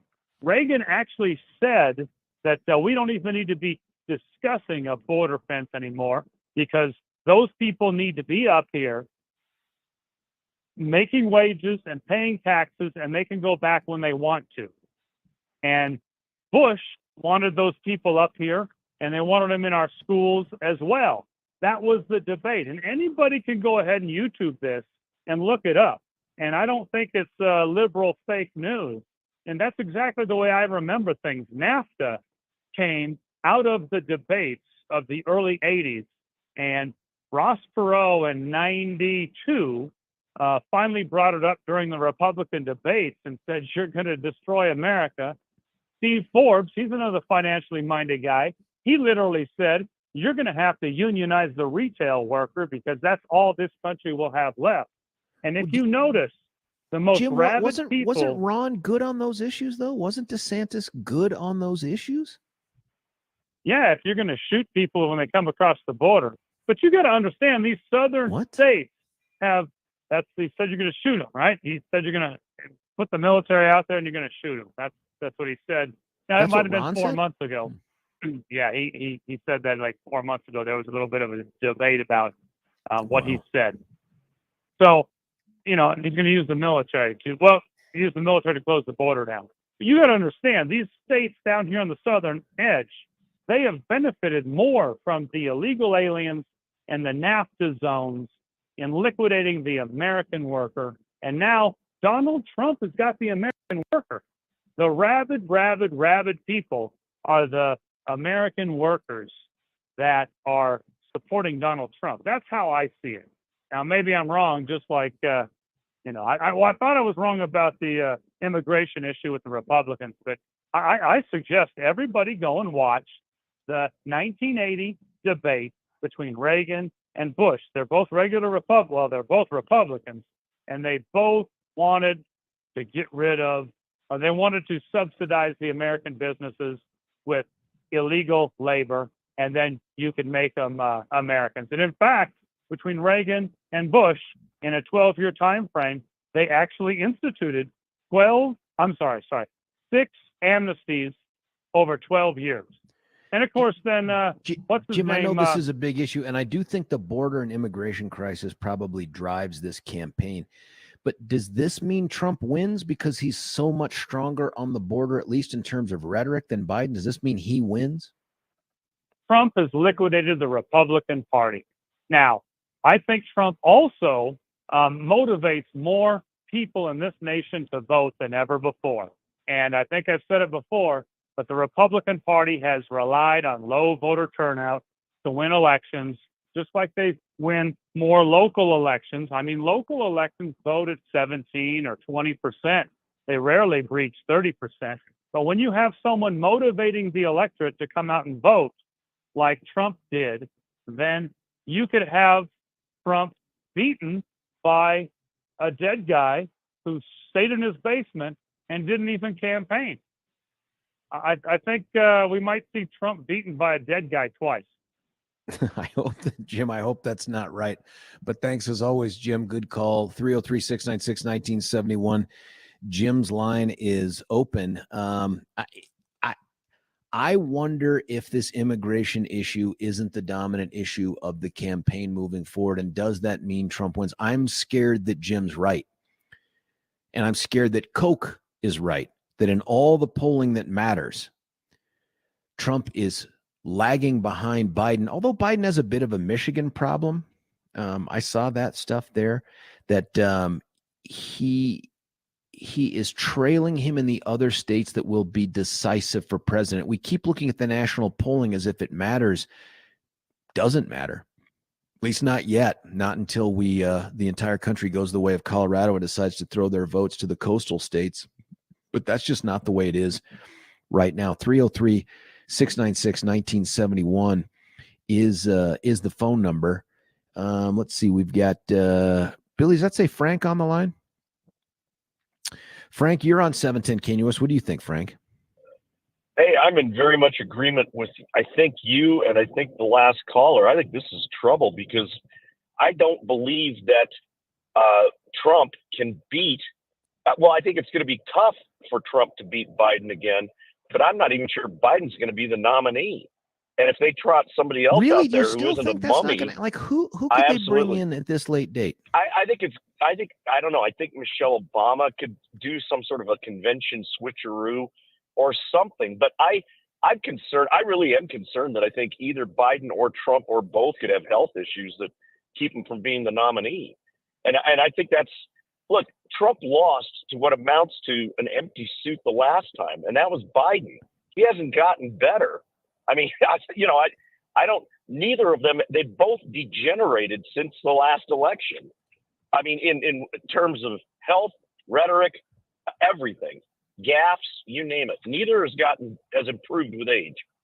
And I think that there's a good chance that the average voter, not cult member, I think sees this as like, Trump energizes the opposition as much as he energizes the cult. The trouble is the opposition has more numbers than the cult, and that's it. Do you think Haley has a chance here? I mean, she outpolls him against Biden just about every poll I've ever seen. Oh, yeah, and it's not small. It's huge. I mean, it's at least 5 points, I think, on every single poll. I think she has a chance. If there's – I think this sounds morbid, but I don't think you can guarantee health doesn't keep Trump or Biden from not being the nominee. And at which point Haley's there. I mean, there isn't anybody else. I just don't know. I don't know. I think I keep thinking back. Tell me the vehicle that, again, and I want to sound this out because I've heard this from other smart folks too, but what's the vehicle by which they replace Biden? Does he simply announce here within the next, because he has to do it before he starts grabbing up votes from like South Carolina and beyond, right? Like there's got to be this moment at which he either announces, hey, you know what, folks, I'm stepping back. I've had some medical news or something like that. Do you know? I mean, there has to be that thing because nobody's just going to replace him without his consent. And it seems really late in the game to do that. It is late. I think it could be some sort of a brokered or open convention. If there is, I think even without a health issue, I mean, it's kind of like, let's face it here. I mean, when we're talking health issue at this point, we're talking like the other Frank said, like a massive coronary or something. But let's be honest, Biden has a health issue. He clearly is lost a lot of capacity, and I'm not sure he had that much to begin with. And so he has a health issue. It exists now. It'll exist in the convention. Brokered convention may be, you know what, Frank, that may be it, man. Brokered convention may be the only vehicle to do this, but I don't know. I keep hearing the Michelle Obama thing. Why would she want to do that? What does she get out of this? If I was her, I wouldn't want it. I'd say the heck with it. That seems ridiculous that you would want. I mean, I guess it would be almost like as a favor or an obligation to the party or something like that. I guess if she felt like that she owed it or something. I don't know. Otherwise, I would say no. I mean, who would want it? And there isn't anybody else there for the Democrats. I mean, Gavin Newsom? God, I think he would actually draw attention away. I mean, I don't think that I can't even imagine a race Trump versus Newsom. God, I mean, what have we done to deserve that? I don't know. I mean, but I think people are asking that about the Trump versus Biden thing. I just think that this party is so inextricably captured by this cult of personalities. And Frank, it won't go away until he does. But when it goes away, it's over. And I say that sincerely, because no matter how many Vivek Ramaswamis are out there, no matter how many people have drank the Trump Kool-Aid, when that guy goes, all of it goes with him, because there is no other person that can do what Donald Trump has done. There's no other person who could have lived the life that Trump has done, made the mistakes that he's made, lived with the impunity he's lived with. There is no other person that you and I can name that is like that. And it ain't Ramaswamy. If Ramaswamy had been accused of felonies, he would be done, right? Like this guy is so unique. So this party, we're just captured in the Donald Trump orbit until he doesn't have any gravity anymore. And then it goes to something else. I just don't know what'll be left. It does worry me. I can think about when you say mistake, I think back about that debate with Biden and Trump, and that was where Trump basically lost the election. And all you need is something like that. I get concerned because I think the cult does not understand what the electorate actually looks like. And it doesn't look like the cult. You begin to think everybody thinks the way you do. And that isn't how it looks. And that isn't how it works. And all you need is one more debate where Trump acts like a house ape against a mummy, and you can lose the election again. And then you're going to wish to heck you had Nikki Haley in there. Well, this is where if he's going to win, it'll be, I really believe this, if he's going to pull this out, it'll be because, one, the risk associated with putting Biden back in the office. And I think that people will, maybe for the first time ever, more than they ever did with Dan Quayle, look at Kamala Harris and say, I can't do it. There's just no way I could put the country in the hands of Kamala Harris. But the other part will be the border, because they know with 4 more years of Biden, it's over, man. I mean, we might as well just erase the line and let them all in, because that's the approach they seem to be taking. I'll tell you, that's kind of the way I view it. I mean, that's the way I view it right now. I don't know what it'll look like in November, but yeah, I agree with you. Is that it's an election in the negative because of the border and Kamala Harris. I don't even know how they keep Kamala Harris in that position. Do you think that the conviction aspect of it out there, and I'm not sure they're going to be able to get to trial and convict him, do you think if that happens, that changes the votes enough to make a difference? Oh boy, that's a good question. I kind of think not. I think because there is a sense that people are just ganging up on Trump. He becomes more of a victim every time one of these things happens, and that just magnifies his victimhood. But that might only work among the cult. I don't know if that works among the general electorate, because there are many people, myself included, who are like, how in the heck can you pull a lever for somebody who's a convicted felon? No. That's the question. That's the question I worry about for some Republicans, and that even for me, I mean, like, what do you do when you have spent a career in the criminal justice system and somebody figures out a way to get themselves convicted? And I don't see, and you know this, Frank, we've talked about this, I don't see all the prosecutions going on against Trump as the same. And I don't think the number of charges is relevant. But that one out of Mar-a-Lago, man, that's the one that just haunts me, because it's like, dude, they got you, man. They got you. Case. That is a self-proving case. I mean, there's virtually no defense to it. It's ridiculous. And what I would once again reemphasize is that there isn't anybody to blame except Trump. I mean, nobody was. It's not like, wow, they were out to get you and they just dug something up. No, he just thumbed his nose at everything and acted like he was above the law, which is how he acted. And then they got the prosecution. That's it. I mean, how else do you describe that? Does the cult understand that? There's absolutely nobody to blame but him. I mean, I don't get that. It's like you just, got super drunk, sitting right by a cop at a bar, poured yourself into the car and drove off. I mean, that's what Trump basically did. I mean, Frank, I appreciate it, man. We took you long. I love the conversation. Frank, as always, good call. Frank's line is open, 303-696-1971. Alexa says, George, I agree with the caller. Frank, look at everything, quote, Republicans like Paul Ryan and John McCain did to undercut Trump. It was all about their egos and shenanigans. Republicans like Ryan and McCain really gave the Republican voters a big middle finger. That's exactly how I felt when McCain voted against repealing Obamacare. That was awful. I mean, that was devastating to be one vote away from it. Although I'd ask this question, what were we going to do if we had won that thing?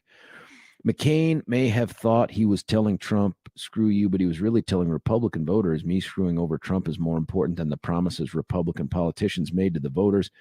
I do think there's some of that. There's a real rift within the party between this perception of, conservatives and rhinos, establishment, whatever language that you want to use.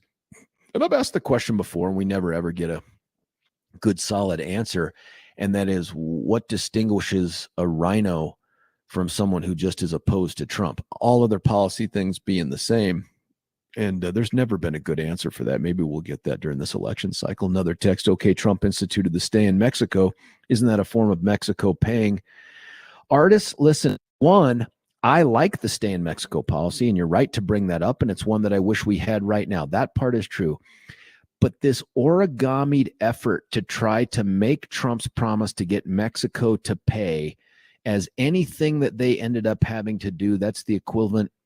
I don't buy it, and I don't believe it. And so, when he says, I promise I'm going to build the wall, and he doesn't, the excuses are, well, he sure did build a lot of it, and it's 47 miles of new wall, but he did correct and fix a bunch of others, but he didn't get it built. And then the other answer is, well, it's not his fault. It's everybody else in the Congress. It's their fault. And yeah, Mexico didn't pay, but didn't they kind of sort of pay? Why do we have to torture away? Why are we so defensive of this guy that we have to torture away for him to have lived up to his promises when clearly he didn't? And nobody talks about the fact that he wants to raise taxes on Americans. Nobody talks about the fact that he's tariff happy. None of these things are conservative principles or platforms, but it won't matter tomorrow. Tomorrow in New Hampshire, Nikki Haley may come within striking distance of President Trump, but I don't think she wins. And even if she wins, I don't think it makes any difference because she's going to lose in her home state of South Carolina. I mean, my God, everybody who's an elected official in South Carolina, including her lieutenant governor, has endorsed Trump. I mean, maybe she lives on and limps along until Super Tuesday, but I just don't see it. I don't see it. And when the Koch brothers come out and say, hey, look, here are these polls that show Nikki Haley beats Biden by more, I don't think the MAGA folks care. They don't care. They believe so deeply that Trump is going to win no matter what. And even the risk of losing, they'd rather have that than have a Nikki Haley or someone like Nikki Haley or a Mitt Romney or whatever become president. It's just so short-sighted. It's the I'd rather lose and be right than win and be in power. And that is that's great on some levels, but not when it comes to policy making and governing a country, man. We can't withstand another 4 years of this current administration. And I worry that's what we're headed towards. 303-696-1971 is the number. Let me quickly, before we cut away for a break, and then we'll get to the calls on the line. We'll get to the texts that are coming in. And if you're texting in, call in as well. Ron DeSantis out. What happened? Why did he fail? Would you support this guy in 2028 now that he's bent the knee and he's thrown his support behind Trump? And what's left? How long does Nikki Haley stay in this race? Does she have what it takes to continue to be a viable alternative to President Trump? Let me tell you about Dan Kaplan, super lawyer. He and Babar Wahid, who I've known for many, many years. I tried Babar's very first civil jury case. Interestingly, it wasn't as a plaintiff's attorney, which is the great work that Dan and Babar do on behalf of victims every single day out there. Instead, Babar and I got assigned by Dan to represent a former client for free, for gratis. They call that pro bono, to defend a scurrilous lawsuit filed by this disreputable 4x4 fix-it-up shop that had defrauded her, the client, and then she had the gall to go to the Better Business Bureau and complain, got sued for $1 million for defamation. Now, as a testament to the guy that you'd be hiring to represent you if you've been victimized by someone else's negligence, recklessness, or intentional conduct, the takeaways from that story ought to be this. Dan ain't in it for the money for himself. Didn't charge the client a penny. And two, man, if he thinks you've been wronged, it doesn't matter if it's plaintiff or defense work. He just gins up the team and says, go get him. And we did. and we beat down the other side.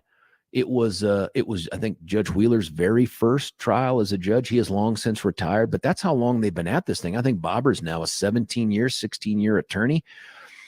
They go out there and ring the bell every day for victims. And if you are one, pick up the phone and call 303-770-5551, 303-770-5551, or check out dancaplislaw.com, Dan Caplis, C-A-P-L-I-S law.com. When we come back, Dave Magoya, super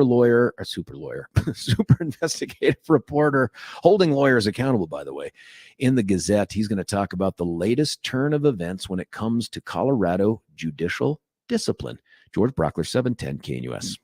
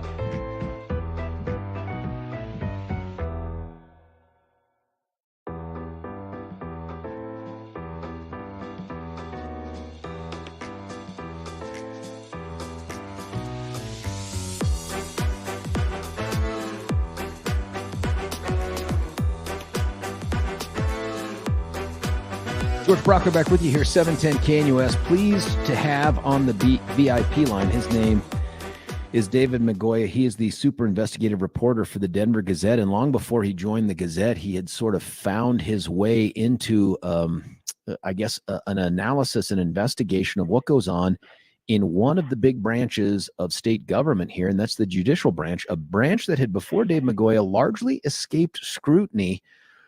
I imagine Dave really walks around on eggshells everywhere he goes outside of his home, largely because if he's ever drugged before a judge, it will be curtains. Dave, thanks for joining us. Good morning, George.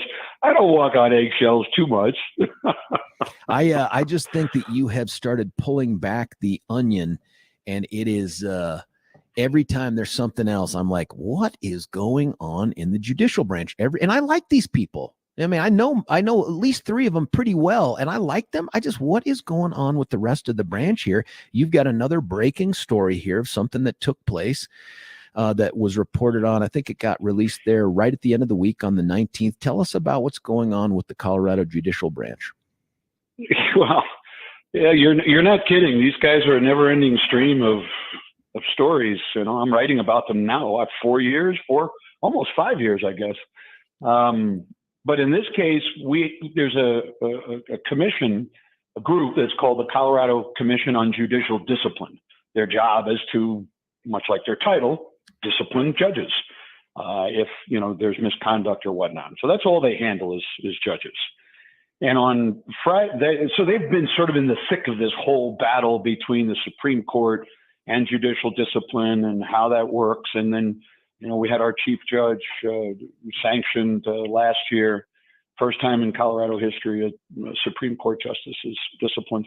So on Friday, I learned that the executive director of the Judicial Discipline Commission was put on leave.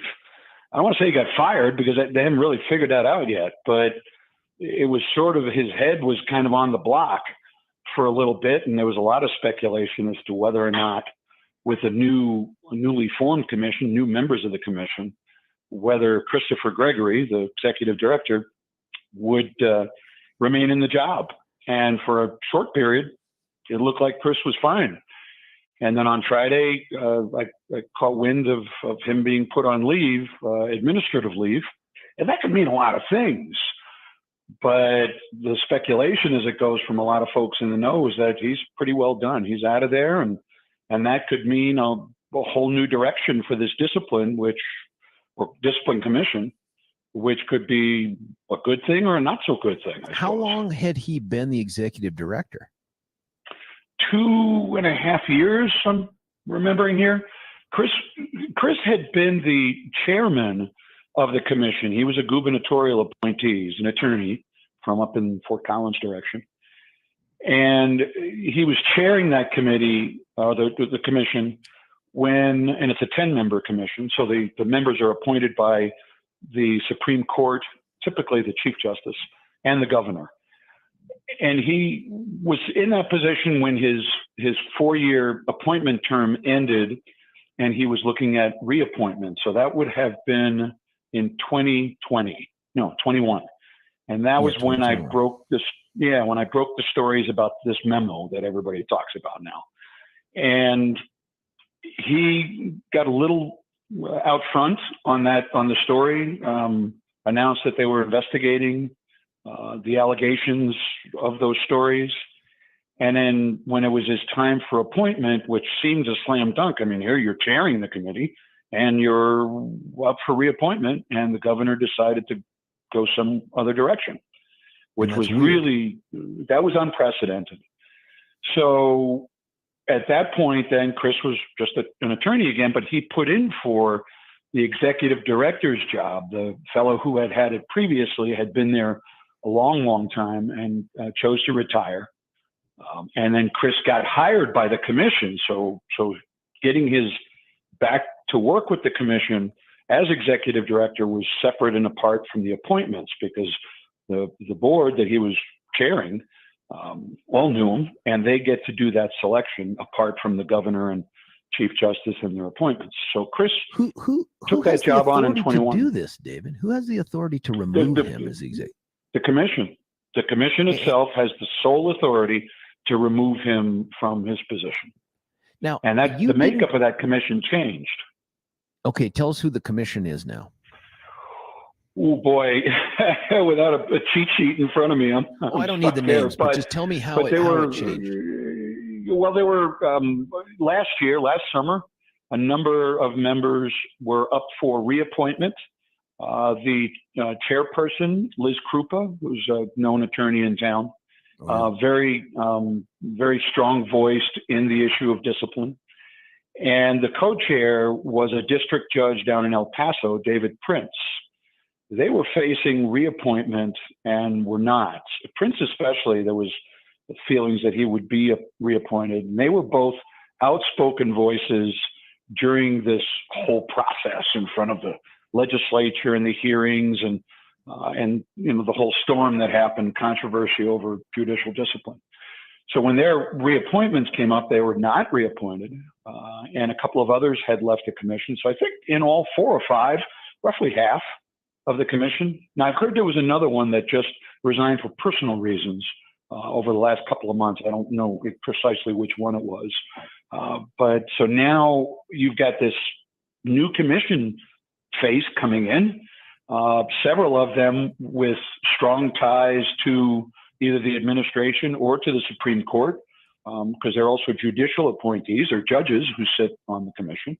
One of them, I don't recollect her name, but I did print it, was pretty vocal in dressing down the commission and how it worked and how it did its job. And she was named onto the commission. So there was a lot of speculation that this change in direction was now going to impact Chris Gregory, who was really carrying the flag for judicial discipline. Now, there's been a lot of things that have changed, and some laws have passed, and voters are facing a referendum in this November that'll change the whole process of how judges get discipline in our state. So with that ahead of them, there's been a lot of speculation that there's going to be this movement in the background to kind of tamp that amendment down, the effort to pass that thing, and let's keep the judicial discipline process the way it is. I don't know the truth of that or not, but you always hear those kinds of rumors. And in Chris's case, it just was, that was it. It was done. I was going to say, too, you don't really make much of a linkage here, if any, in this particular article. But 1 week before this, you also wrote an article about some stuff going on with judicial discipline that has quotes from Chris Gregory. Tell us about that. We haven't had you on to talk about that one either. Oh, yeah. That Chris had appeared. I forgot about that. They all started running together, George. Chris had appeared. The legislature every year when they first get going in January have something that's called the SMART hearings, S-M-A-R-T. Stands for something. I'm not going to try to figure out what it is, but that's what they call it. And essentially, it's an opportunity for the various committees within the legislature, in this case, the Judiciary Committee, to hear from the various branches and portions and parts of the departments that they, as a committee, are tasked with keeping an eye on. And for the second time in the history, the Judicial Discipline Commission appeared before that committee, and that was earlier this month. And Chris, a bit unprecedented, let it be known that they were actively investigating 73 judges for allegedly violating the law that requires judges to file financial disclosures to the Secretary of State. So essentially, people can know if a judge has a conflict of interest on a case and so on and so forth. And those investigations, I believe, were the result of the work I did last summer that took a look at all of our 300 sitting judges. And basically, I found that 1 of every 6 judges sitting at the time had not filed these disclosures, some of them for many years. And then when you threw in the complement of all the senior judges, which is roughly 24 of them, the numbers got even bigger. So the commission now is investigating all of this. There was some concern that the investigations would sort of clog things up, in that the rules basically say any form of discipline on your record as a judge prohibits you from participating in the senior judge program, which is essentially a way of doing extrajudicial work for, some money in a short period of time, kind of thing. So what they wanted was a change to the law that said, well, maybe a complete discipline record would not preclude that, because they wanted to get these cases through, because otherwise the judges are all saying, oh, whoa, hold on, I don't want to I don't want to go through a settlement. What's the possible outcome of this then? Like, what's the worst case scenario for these judges? And you broke that story, by the way, that 1 in 6 Colorado judges hadn't filed their disclosures, and some of them ever. And apparently, and I remember this too, Dave, when we were talking, the Secretary of State's response is, well, we don't actually notify anybody. Yes, we catalog them and track them, but we don't tell anybody. They have to ask for them, which sounded like garbage. Nonetheless, what's the worst case scenario for these judges? What does judicial discipline look like under this current and dying off model? Hey, that's a great question, because if Chris is, I suppose it's theoretically possible Chris Gregory can still get his job back because he's only on admin leave. I did poke around a little bit to try to find out whether we were talking about some really nefarious type conduct. You can hold somebody up as a poster child, but you want to be sure there's not like, oh my gosh. It's not like he rubbed his bare chest on somebody or something like that. No, that was a different judge. That guy keeps coming up more times than I like to admit. So in Chris's case, I heard it was more sort of likely to be kind of a rules infringement. He pissed somebody off inside, and they just said, you know what, you're a little too exuberant, and we don't want that type of exuberance. But again, all speculation. And it could be simply retaliatory, like a couple of people in my article. Former chief judge down in Pueblo thinks it's completely retaliatory. So I guess we got to wait and see. Enforcement of the law is retaliatory, or what happened to Chris Gregory was retaliatory? What happened to Chris Gregory is retaliatory. That's what I was going to ask that. How much of that you got 1 billion people that are in your ear on this stuff. Is that the consensus that this was in part a response to him taking the next logical step to this failure to file? I'm hearing it on both sides. And, when you're getting that much static from either side of the middle, you sort of got to take it with the grain of salt intended and not give too much credence to either one. Let it out there. Let people have their voice. It was the chief judge down in Pueblo, Dennis Mays, who spoke rather strongly on it being a retaliatory move. And, this isn't some schlep walking down the mall. This is a well-respected jurist. So putting his opinion out there was important. Which one is the right one, George? I don't know. This story has done everything except not surprise me. I am constantly not surprised by what these guys are up to. It just seems to keep rolling and rolling and rolling. What happens in the future? Worst case scenario, if it was retaliatory, we see sort of a tamping back of the disciplinary process. It's not quite as aggressive as it's been in the past year and a half, because it has been quite a lot of judges that they've been looking into and getting complaints about. So, if that slows down, then we've got this amendment coming up to change the process. Maybe there's an effort in the background to say we don't really, we're making much ado about nothing, don't need to change anything. So no point in passing this. Everything's fine. It's going to cost us a lot of money to change things. So you know how sort of the political waves can go. If it's nothing and Chris gets his job back, then I suppose it's, status quo and off they go. Maybe Chris isn't quite as, stand in front of the legislature and say we're investigating 73 judges. I was really surprised that came out publicly. I didn't expect to hear that. I was wondering if it would be sort of buried in a report somewhere that I'd have to go find it. But no, it was right out there for everybody. So really, when I was contacting around on Friday to the number of people that are not quoted in my story to get their reaction, all I kept getting was, good God, oh my God, you can't believe it, holy cow.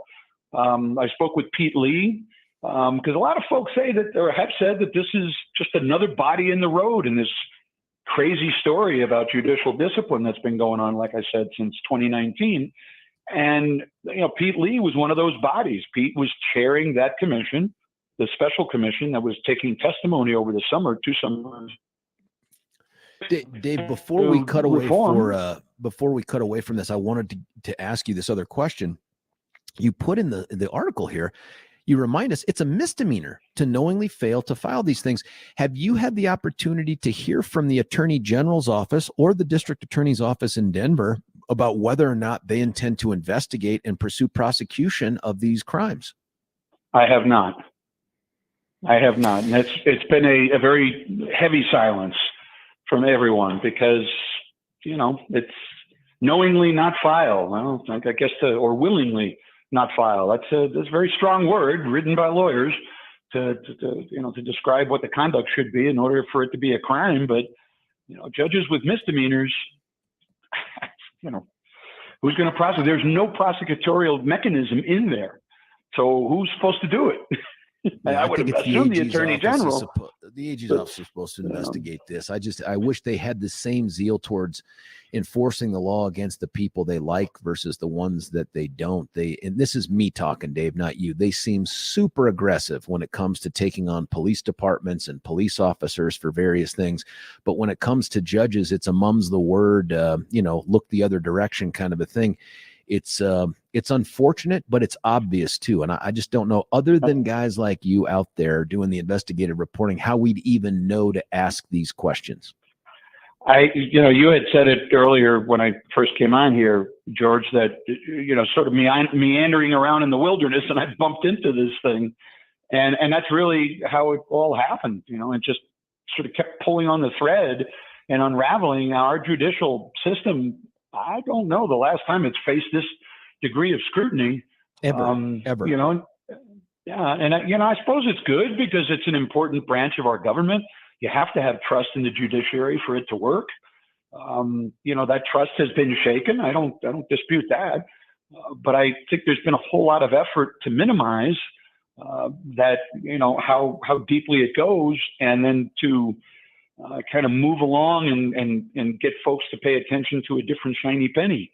That's a little disturbing, but that's been the process. So I just keep plucking along, and as the stories show up, you try to write them and see what happens. Dave McGoy, a super investigative reporter for the Gazette. We took you long, man, because you've been so generous with your time and answering these questions. I imagine there's another one you're getting ready to hit send on. Please come back on and you can't tell us right now, can you? Does it have to get printed no, but let's just say, thankfully, it doesn't involve the judiciary. What?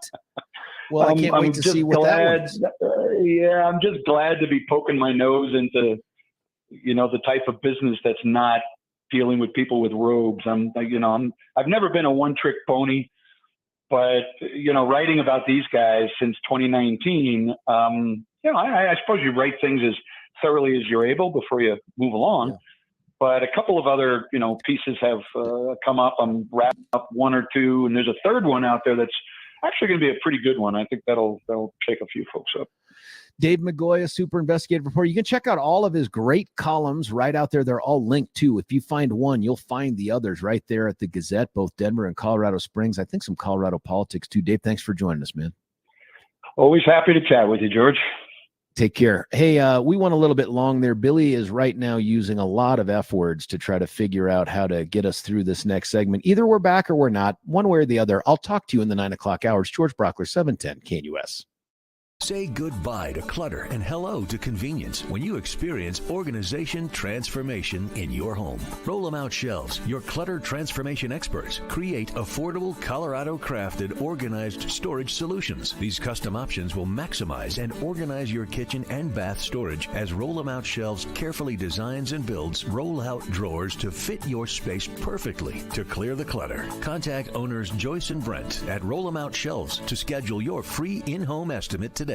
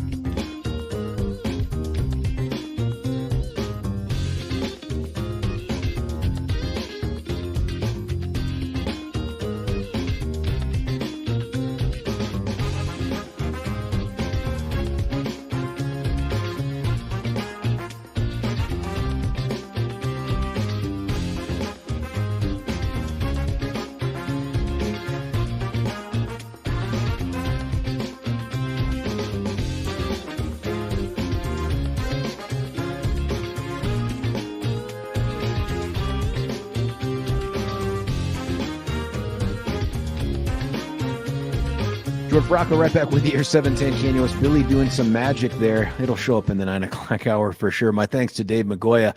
Fascinating stuff that he's discovering there. I really don't know what the fix is for the judicial branch anymore, but it is interesting that the executive director is put on administrative leave the week after these folks start getting investigated for failing to file these disclosures. Hey, listen, when we come back, I'd love to get your thoughts on that as well as continue to talk about the DeSantis, Haley, Trump stuff. It's George Brauchler, 710 KNUS.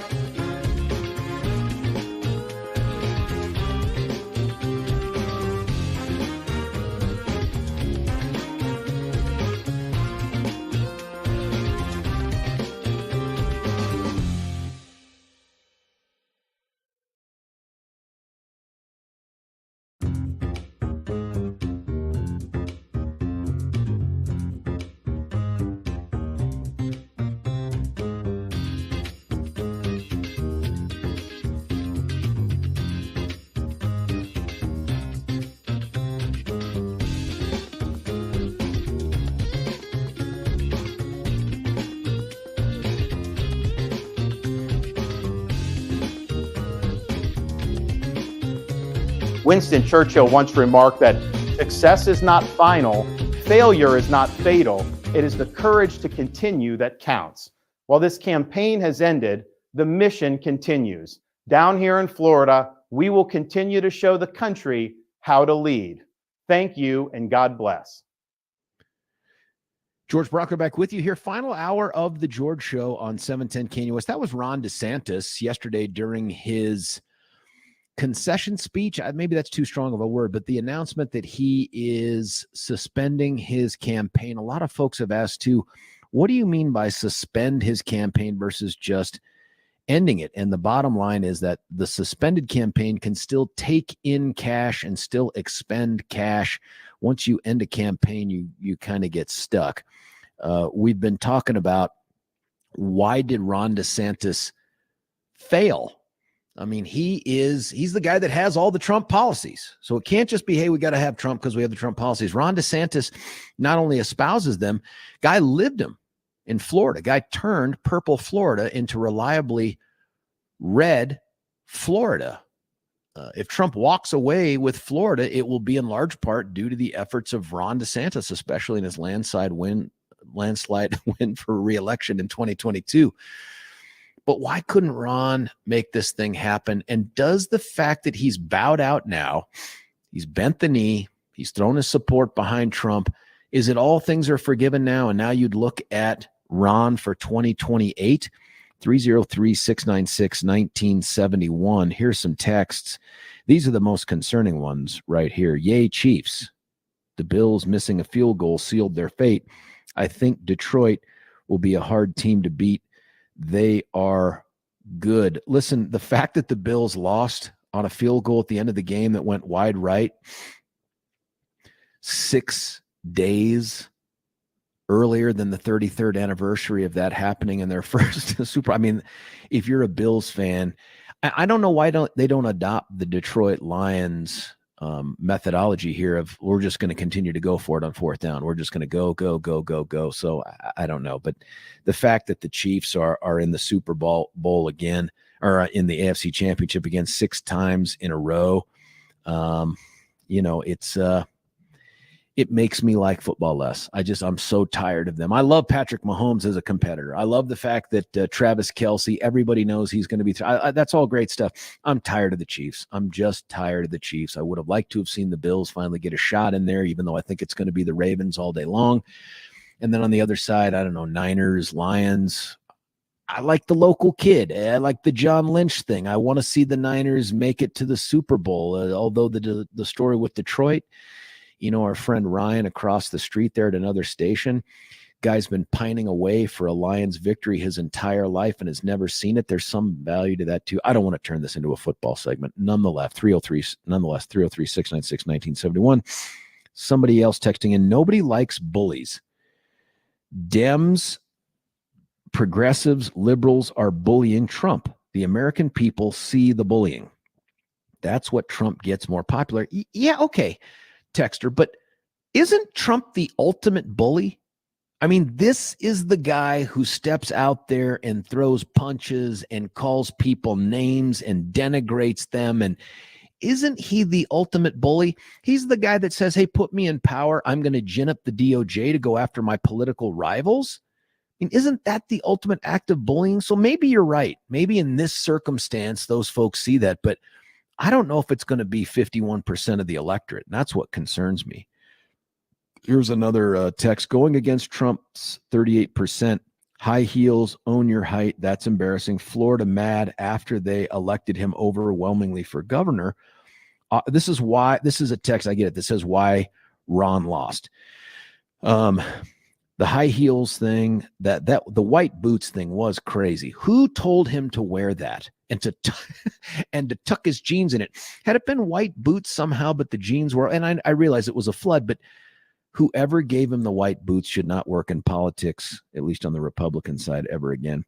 Florida mad after they elected him overwhelmingly for governor. That's interesting because what I have heard is he had this huge momentum coming out of his reelect, but he dithered and took so long that that he failed to launch, that kind of thing. Here's another George, one. He was awkward and didn't connect.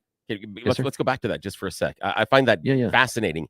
And there is something to that, I think, as far as when Ron did announce. But think about it this way, tactically. Tactically, would it have made sense or would it have strengthened his position right after his enormous win to go, now I'm running for president? He just said, give me this office. I need to be here as your governor. And the next thing he's going to do is go try to date the other girl. I'm not sold. I'm not sold on the idea that that's when Ron should have announced. What I am sold on is that the manner in which Ron announced and the constraints on his campaign took out all the wind out of his sails. The idea that he went with the really silly Twitter launch, that was dumb. Whoever thought that up was phenomenally stupid because of a number of things. You're robbed of the visuals. You're robbed of being able to use any of that appreciably in any later on campaign announcements.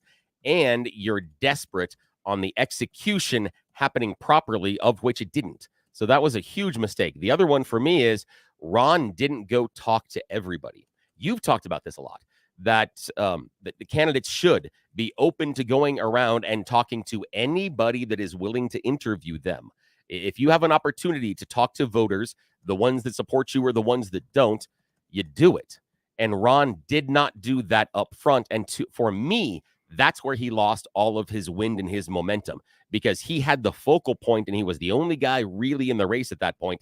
He should have been able to circle the wagons and get all of the media attention and make the case then as to why he's the big, strong replacement, but he didn't. He eschewed media. He didn't want to talk to people.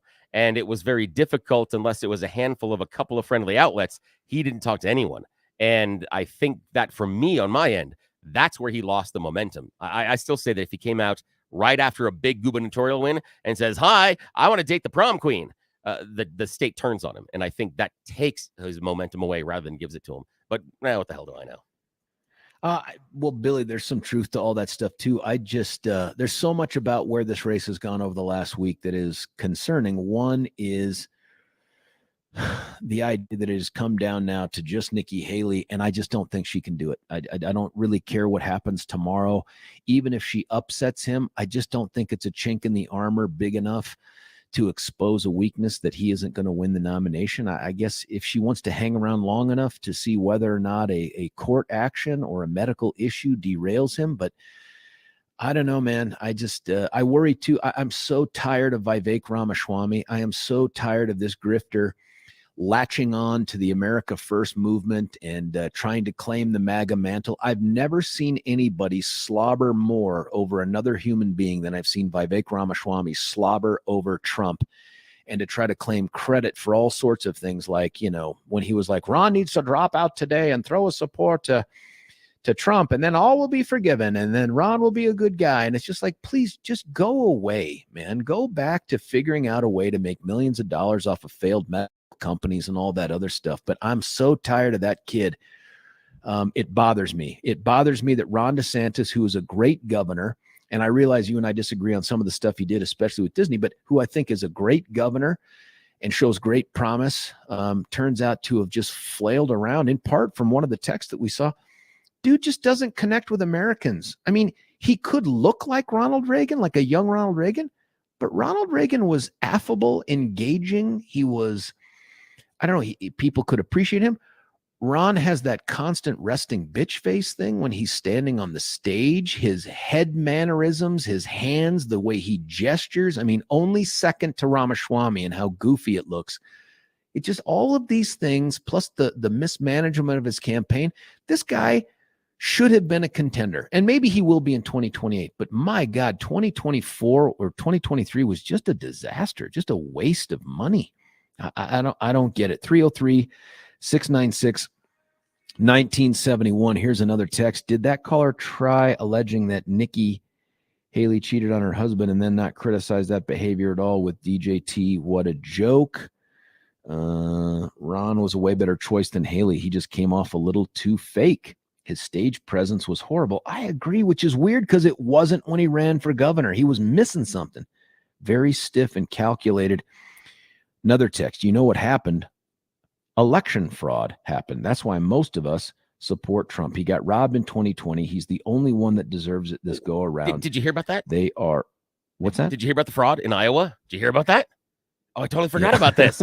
I forgot about this, Joy. Or tomorrow, there's a fraud of brewing in New Hampshire, too. No. There's a story out there. South Carolina. No, there's a story out there that the Trump supporters say that there was fraud in Iowa, election fraud in Iowa, because Trump didn't win all the counties.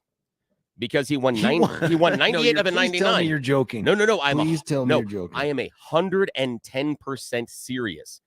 In the Trump ecosphere right now, there is a narrative that the election, the primary in Iowa, was stolen for Trump by nefarious whatever.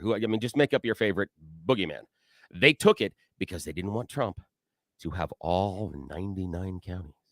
And they did it, and they fixed it so that he lost a single county by one vote. One vote. That's the election fraud.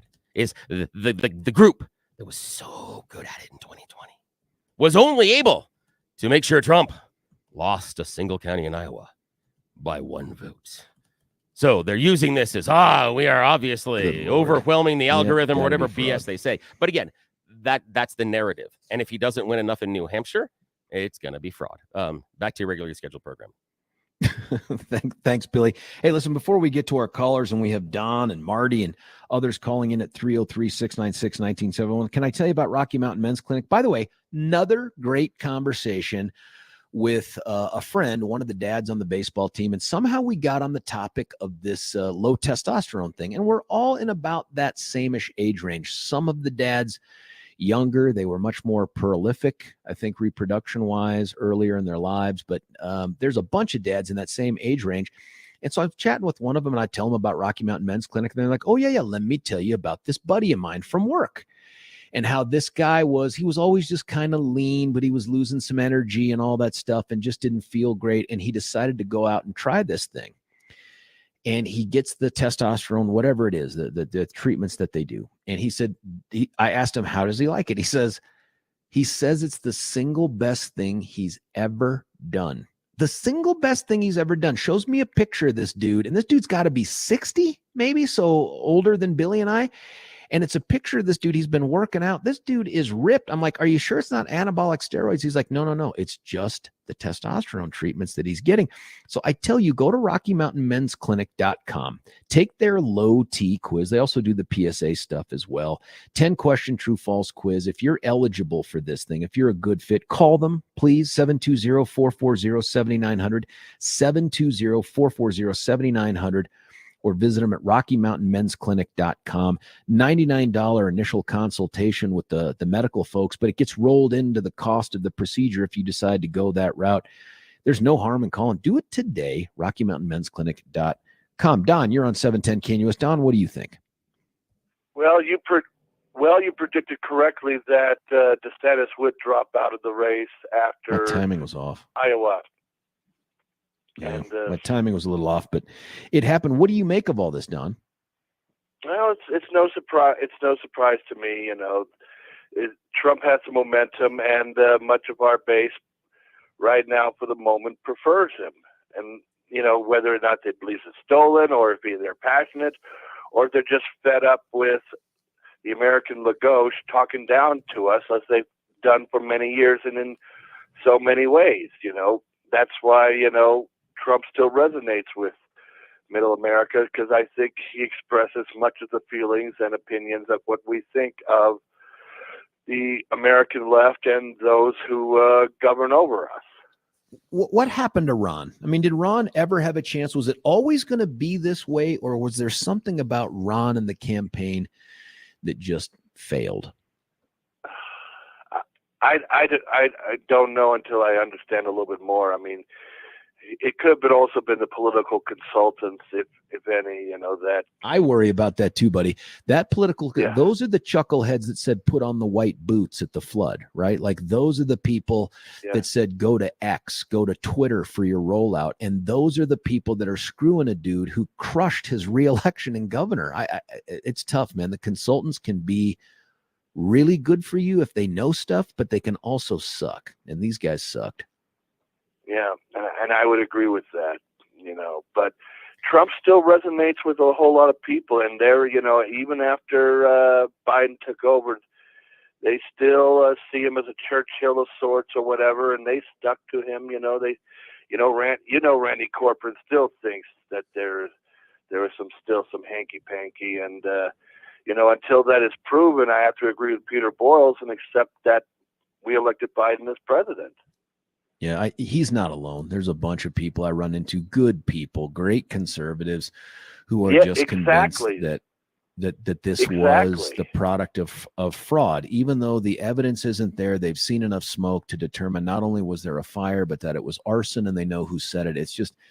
I'm not there. I need the evidence. But aside from that, Don, can I ask you this? That's what I'm saying too. You say it's stolen, prove it. But until there's evidence, unfortunately, the person is guilty, and send him to the electric chair. And sadly, sometimes the evidence could come out once the person's taken the dirt nap. I'm not trying to say Donald Trump's a criminal, but I think you get the point. Don, last quick question, and that is, why not Nikki Haley? Why can't she pull this off?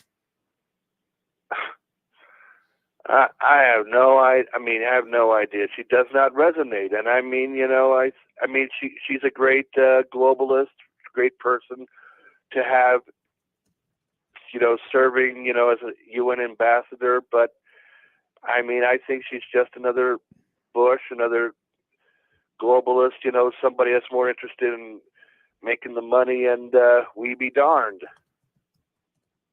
Yeah, Don, thanks for the phone call, man. I appreciate that. I appreciate the thought on that. 303-696-1971 is the number. Let's do this. I've got Marty on the line, someone else calling in for Don's line.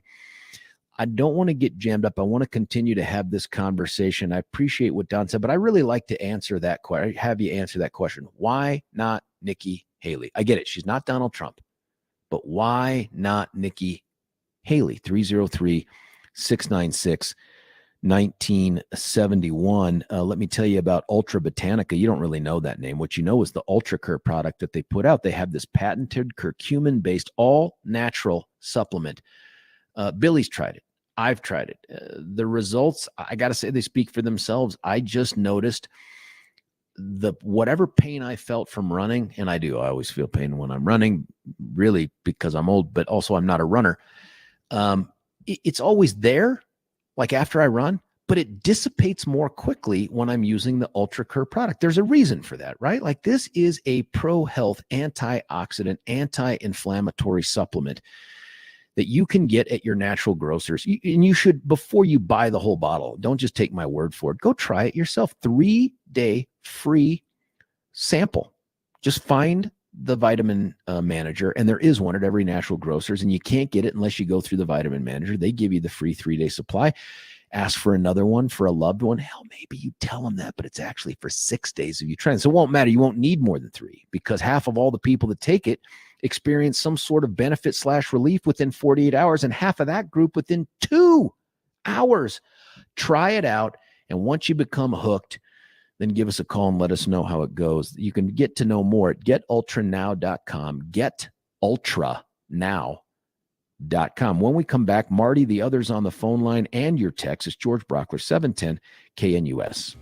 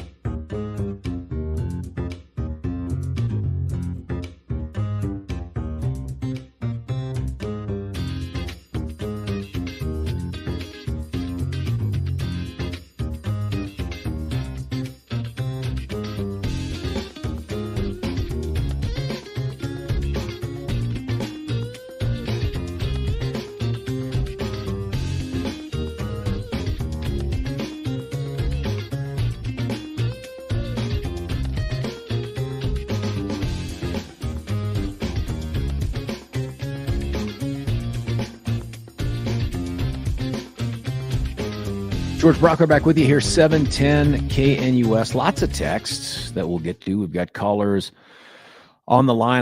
Before I get to Marty and Christian and the others, I just want to make sure that I do what I'm supposed to do, and that is to remind you about some way to improve your life in this 2024 environment. And that is, and I just shared this with you over the last 4 or 5 days, had the chance to hook up with some friends whose kids are buddies with Graham and all that other stuff, and talking about how they are QC Kinetics lovers. I mean, they went to QC Kinetics because the surgery that was required for this mom's knee was going to be north of $50,000 out of pocket. And she said, my God, there must be another alternative. And you know what that alternative is? It's regenerative medicine, and nobody does it better than QC Kinetics. The folks at QC Kinetics have been doing this border to border, coast to coast. My only disappointment was she didn't learn about QC Kinetics from us. She'd heard about it from another friend who I presume had heard about it from us. They take the best parts of you and help fix the parts that need the help. Give them a call at 303-900-8986. Way, way more cost efficient than paying $50,000 out of pocket for surgery that's going to require all of the antibiotics, the pills, the recovery, the rehabilitation. None of that when you do regenerative medicine. 303-900-8986. Talk to their local medical professionals.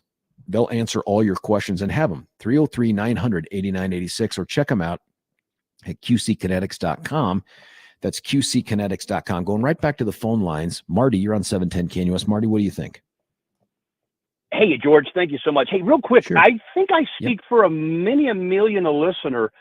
Some of these clips are going to age very well when it comes to this sort of this arrogant assumption that the 2020 election was the cleanest thing we've ever seen. You're a country rude for questioning it. So I just think to set that aside, it's maybe as offensive to be an election denier. It's equally as offensive to run around and pretend, and it's pretending that the 2020 election, which set records and set mail-in records, was somehow the cleanest, most legitimate. I mean, both, you could argue that both sound ridiculous, and we move on from there. So I thank you for that, George. But let me just get into real quick on all the solemn. Before you get there, that's a big slap. One, I don't think people that believe that the election was questionable or has things to look into it are rubes at all. I just disagree with the aggressive tone on this station, George. You know that. No, I don't know that at all. I disagree with that at all. In fact, when people call up, I ask them, what proof do you have that there was fraud that changed the outcome in the election? And ain't nobody, Dinesh D'Souza included, has come up with that answer. It's all smoke. And where there's smoke, we know there must be an arson started by this person, and this is the result of it. That's all I'm saying, man, is I'm an evidence-based guy, not an emotion-based guy, and I just haven't seen the evidence. So that's where we're at. It's not about people being rubes. It's just about people believing more than actually knowing, you know? All right, last thought on this one, George, and then we'll move on because we got a lot of stuff to get to, I know, and I'll go quick for others. Is there enough meat on the 2020 election bone to think it does need further conversation, or have we dissolved it and says we're done, moving on? I'm happy for investigations to continue as long as it takes for the American people to go, I get it. This is or is not a legitimate result. I get it. Okay, fair enough. Now, the solemns.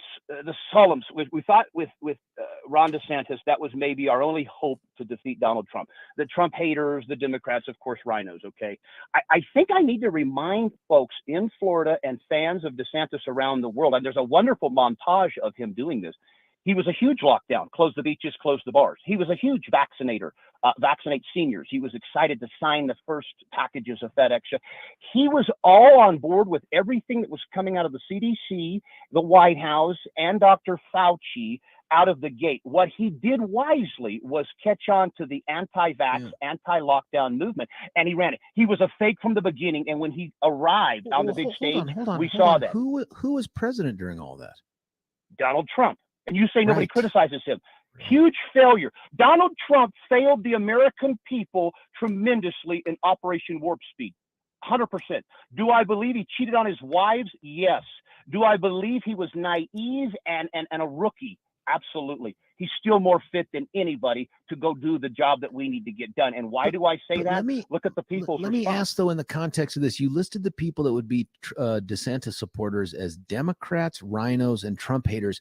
Is it possible that there could be real, honest-to-God conservative Republicans who don't fit any of those descriptions, who just don't want Trump to be the nominee?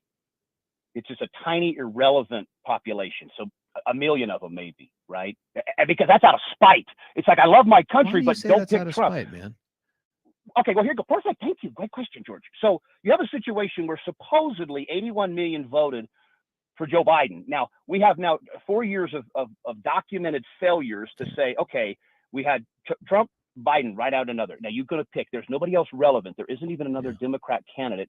And Ron DeSantis, which was every hater's hope, just dropped out. Now, I ask you, do you think Nikki Haley has 85, 90 million fans in America? Or would she better be off taking her 3 million fans, hitching wagons, and we go all in on Donald Trump? Because you have 9 months. You have nobody left. You have this continuation, which is an open border, which is disease X, which is all kinds of government spending, or you have a chance to really go for the kill and put an unbridled Donald Trump in there. I just don't understand, if we love the country, why we would play with this. 85 or 90 million people would vote for Trump? I think you get 100 this time, especially with mail-in. How easy. Then let me ask this follow-up, and I'll ask you to prognosticate 9 months in advance. Trump becomes the nominee. Biden's the nominee. Trump does not get elected. Do you know it was fraud already? If Trump doesn't win, was it the product of fraud in 2024? Trick question, George. I don't know, because I don't know what trick they plan to use yet. But do I think Democrats will allow themselves for Trump to lose? Hold on. Would it take a trick? Yes, because you have Joe Biden, who's completely pulverized this country in less than like 3 years. Okay, so no, those are unforgivable things. He's out. If they didn't have so much control, or if they had somebody else they could replace him with, they would devour Joe Biden. They know they're screwed. But I can tell you this, George, and you should go to bed with this at night. Under no circumstance will Democrats allow themselves to lose the 2024 election. So I'm not sitting here pretending that I think Donald Trump returns to the White House and takes back this country. I just don't know. Are they going to lock it down, militia style? Are we going to postpone elections? What are we going to do to ensure this? Is it fair to describe your position as, if Trump wins, the election was legitimate? If he loses, there was some trickeration? I don't know. I don't even see a way he wins, honestly, unless it is like so overwhelming. No, Trump. I'm talking about Trump, man. I'm saying if Trump wins. That's what I'm talking about. I don't see it, George. I'm a Trump guy, and I'm an America guy, and I know we're going to hell in a handbasket right now. I don't see a scenario that Donald Trump makes it or gets allowed to be elected that day. I don't see it either through death, because of disqualification, or fraud. But because I don't know. I don't put death or disqualification either. Death or disqualification are on the table. These are Democrats. I don't know how he gets disqualified. George. I don't see anything out there that could disqualify him from being president. I just don't see it. I didn't see him getting prosecuted by big Fannie Willis that we find. But even being prosecuted and convicted doesn't disqualify him. Ain't none of those things disqualifiers. Dude could serve as president from an Atlanta prison. Well, we got 9 months, though, and we have many more court obstacles or things to be thrown in the court, landscape. These are Democrats. They'll do whatever it takes to win. We saw that in 2020. They'll sacrifice their own. They're capable of it all. The only thing I think that really would prevent them from is war here at home. The catastrophe gets so bad that even the blind Democrat says, we got to elect Trump. That's a complete turn, an insurrection, but it's their own people. It's Antifa in the White House devouring Joe Biden. That style of insurrection, not the granny leaving the gift shop with the flag that was escorted there. So see, George, and let me leave you with this, because I love your station. Sure. You're caller friendly. You can tell everything you need to know about a person. I know that sounds so judgmental, but it's there because it's true. Ask them their opinion on the COVID shot. Okay, well, it shouldn't be, but it is. Ask them their opinion on the COVID shot. Ask their opinion on the 2020 election, and ask their opinion on J6. The answer they give you tells you everything you know about that person, because there's 3 right answers. There's not a mixture of answers. There's only 3. COVID shot was meant to hurt people. January 6th was not an insurrection. What was the other thing I said, George? Sorry. Oh my gosh, I forgot my own checklist. I forgot. The 2020 election needs to be reinvestigated, because we turned like every homeless person would have had to vote in the 2020 election to get to 160 million. And I just want to meet the homeless guy that voted for Joe Biden and said, my life's better. So I love you, George. Thanks for the time. Kicking butt, keep it going. Appreciate the time. Thanks, man. Thanks for the conversation. I love it when people call up that don't agree. I appreciate Marty's civil tone with this, even though Marty, espouses a bunch of things that I think aren't accurate in this way. I think the election has been investigated a jillion times. Now, some of you are like, but I'm not saying stop. I'm not saying, hey, don't stop looking. And if there's something there, let's have a conversation. Hey, George, we're just not there, man. George, we're just not there. And the vaccinations, I can't see the intent being to hurt people. Was that whole thing a bit of a dumpster fire in the rearview mirror as we talk about what happened with COVID? Yeah, I think it was. I think at the end of the day, the conclusion that we should have drawn was we should have focused almost exclusively on the people that were greatest at risk, the immunocompromised and the aged, and let the rest of the world go on about its business. But we didn't do that, and that was because big government thought it knew best. So I agree with that part of it. And then the J6 thing, folks, there were insurrectionists there. Was everybody in that building an insurrectionist? But if your attitude is not a single person in there was guilty of a single thing that could be considered insurrection, we're just not on the same page. We're just not on the same page as to what the goals of some of those folks were. But hey, you don't George, indict George, and also, Billy? Yeah. The numbers that we were doing there at the end, he talked about the idea if he doesn't believe that 80 million could possibly vote for Biden, and that you had to have homeless people and everything voting. Unfortunately, Marty, you need to look at the total population of the country and then look at the total population of voting age and the total population of registrants. We did not have over 100% of those individuals of voting age and registered vote. That's the only way that your statement is true. It's the only way that we could have all these other people that shouldn't have been voting vote only if they're outside the boundaries of being allowed. And again, that's what I hear all the time from people like Marty. The issue is not that Trump lost. It's just that we had the wrong people voting. That's an issue. Now I'm going to go sit in my hole. I worry about the predetermination, and Marty didn't get there, so I give him credit for that. But the predetermination that the fraud will know if there was fraud based on who wins. Like, damn, real. I mean, that is a kind of arrogance in terms of, I know I'm right, and if I'm right, then everyone will agree with me, or at least the majority will. I just think it's tough. It's just super, super tough to go down that road. Anyway, I will say this. There's more to listen. It's going to end up being Trump Biden.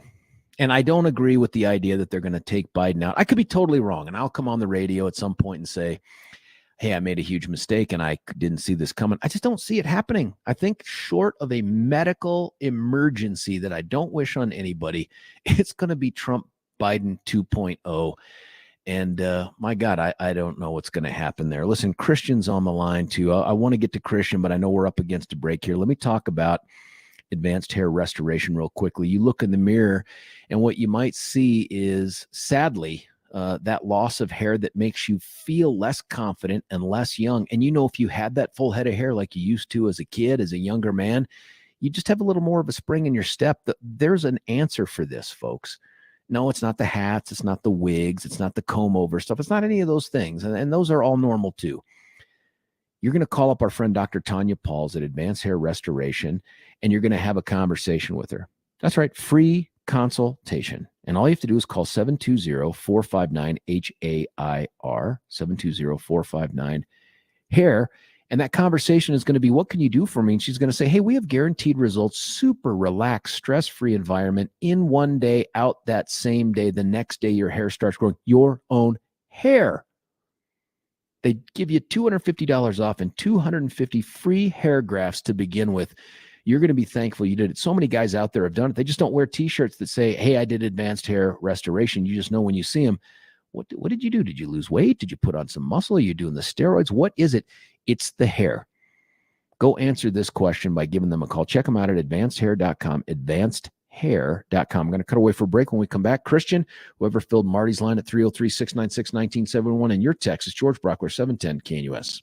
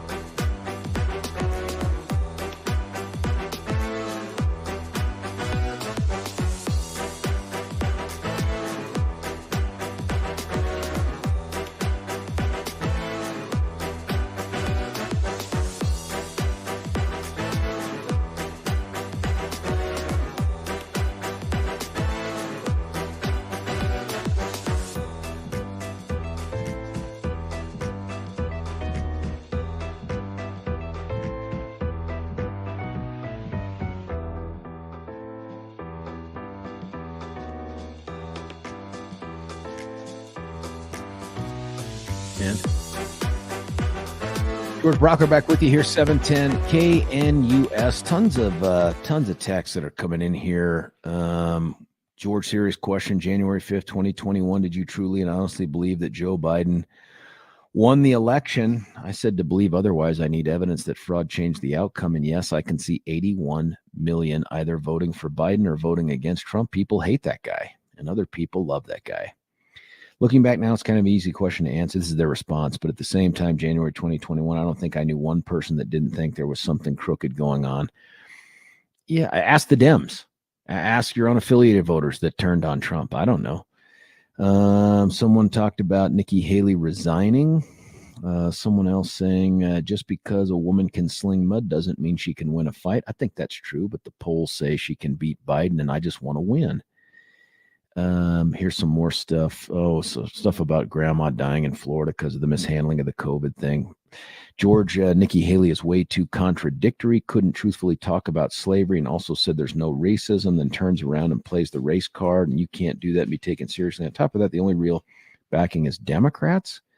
Even the remaining living Koch brothers openly admits he is a classical liberal. Yeah, but go check what classical liberal means. That's not capital L liberal like you see with the progressives. That's a completely different thing.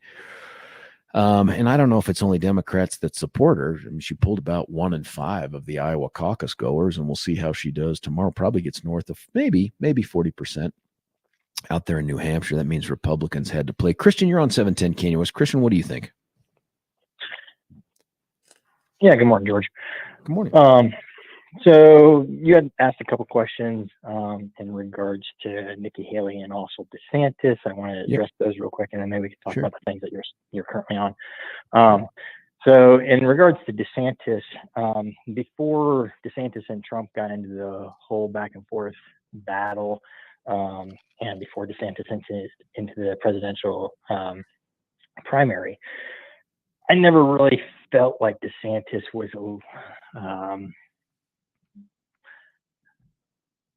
being his true self. He was playing a character. His policies were good. I think he's a true conservative by policy, but I think he tried to mimic Trump, and regularly when I would watch videos of him or clips of him, I would get the sense that he was doing kind of like a Saturday Night Live version of Trump that was overplayed and could tell it was acting. It did not seem like the real him. And if you go back and you look at older videos of DeSantis completely changed his demeanor to try to mimic Trump. Now, there's all sorts of politicians that do that. So, is that something to not vote him for? Not necessarily. But then the other concerns come up that I think everybody can look back or can Christian, forgive me. We're running up on it, man. If you got that point, I got 15 seconds to give you. Everybody can take a 5,000-foot view of all the bogus legal battles that Trump has been fighting. From his first impeachment on. DeSantis has shown that he will cave under pressure to be something other than he is. He just hasn't had to be as resilient. And Christian, forgive me, man. Thanks for the phone call. I only have enough time here to get through this read for you for Twin Aspen Dental Center. I wanted to tell you something special that they do here, the dental implants thing. If you have the missing teeth, the challenges they bring, they have this cone beam x-ray machine that allows them to look at the bone density. They do all the magic for you with the advanced technology. I love these folks. They're my dentists. You'll love them too. Make your smile even better. 303-841-7466, 303-841-7466, or check them out at twinaspendentalcenter.com. That's twinaspendentalcenter.com. Billy, how much? 10, he says. That means we really only have 5. Hey, we'll be back tomorrow to do it all over again, 6 to 10 a.m. George Brauchler, 710 KNUS.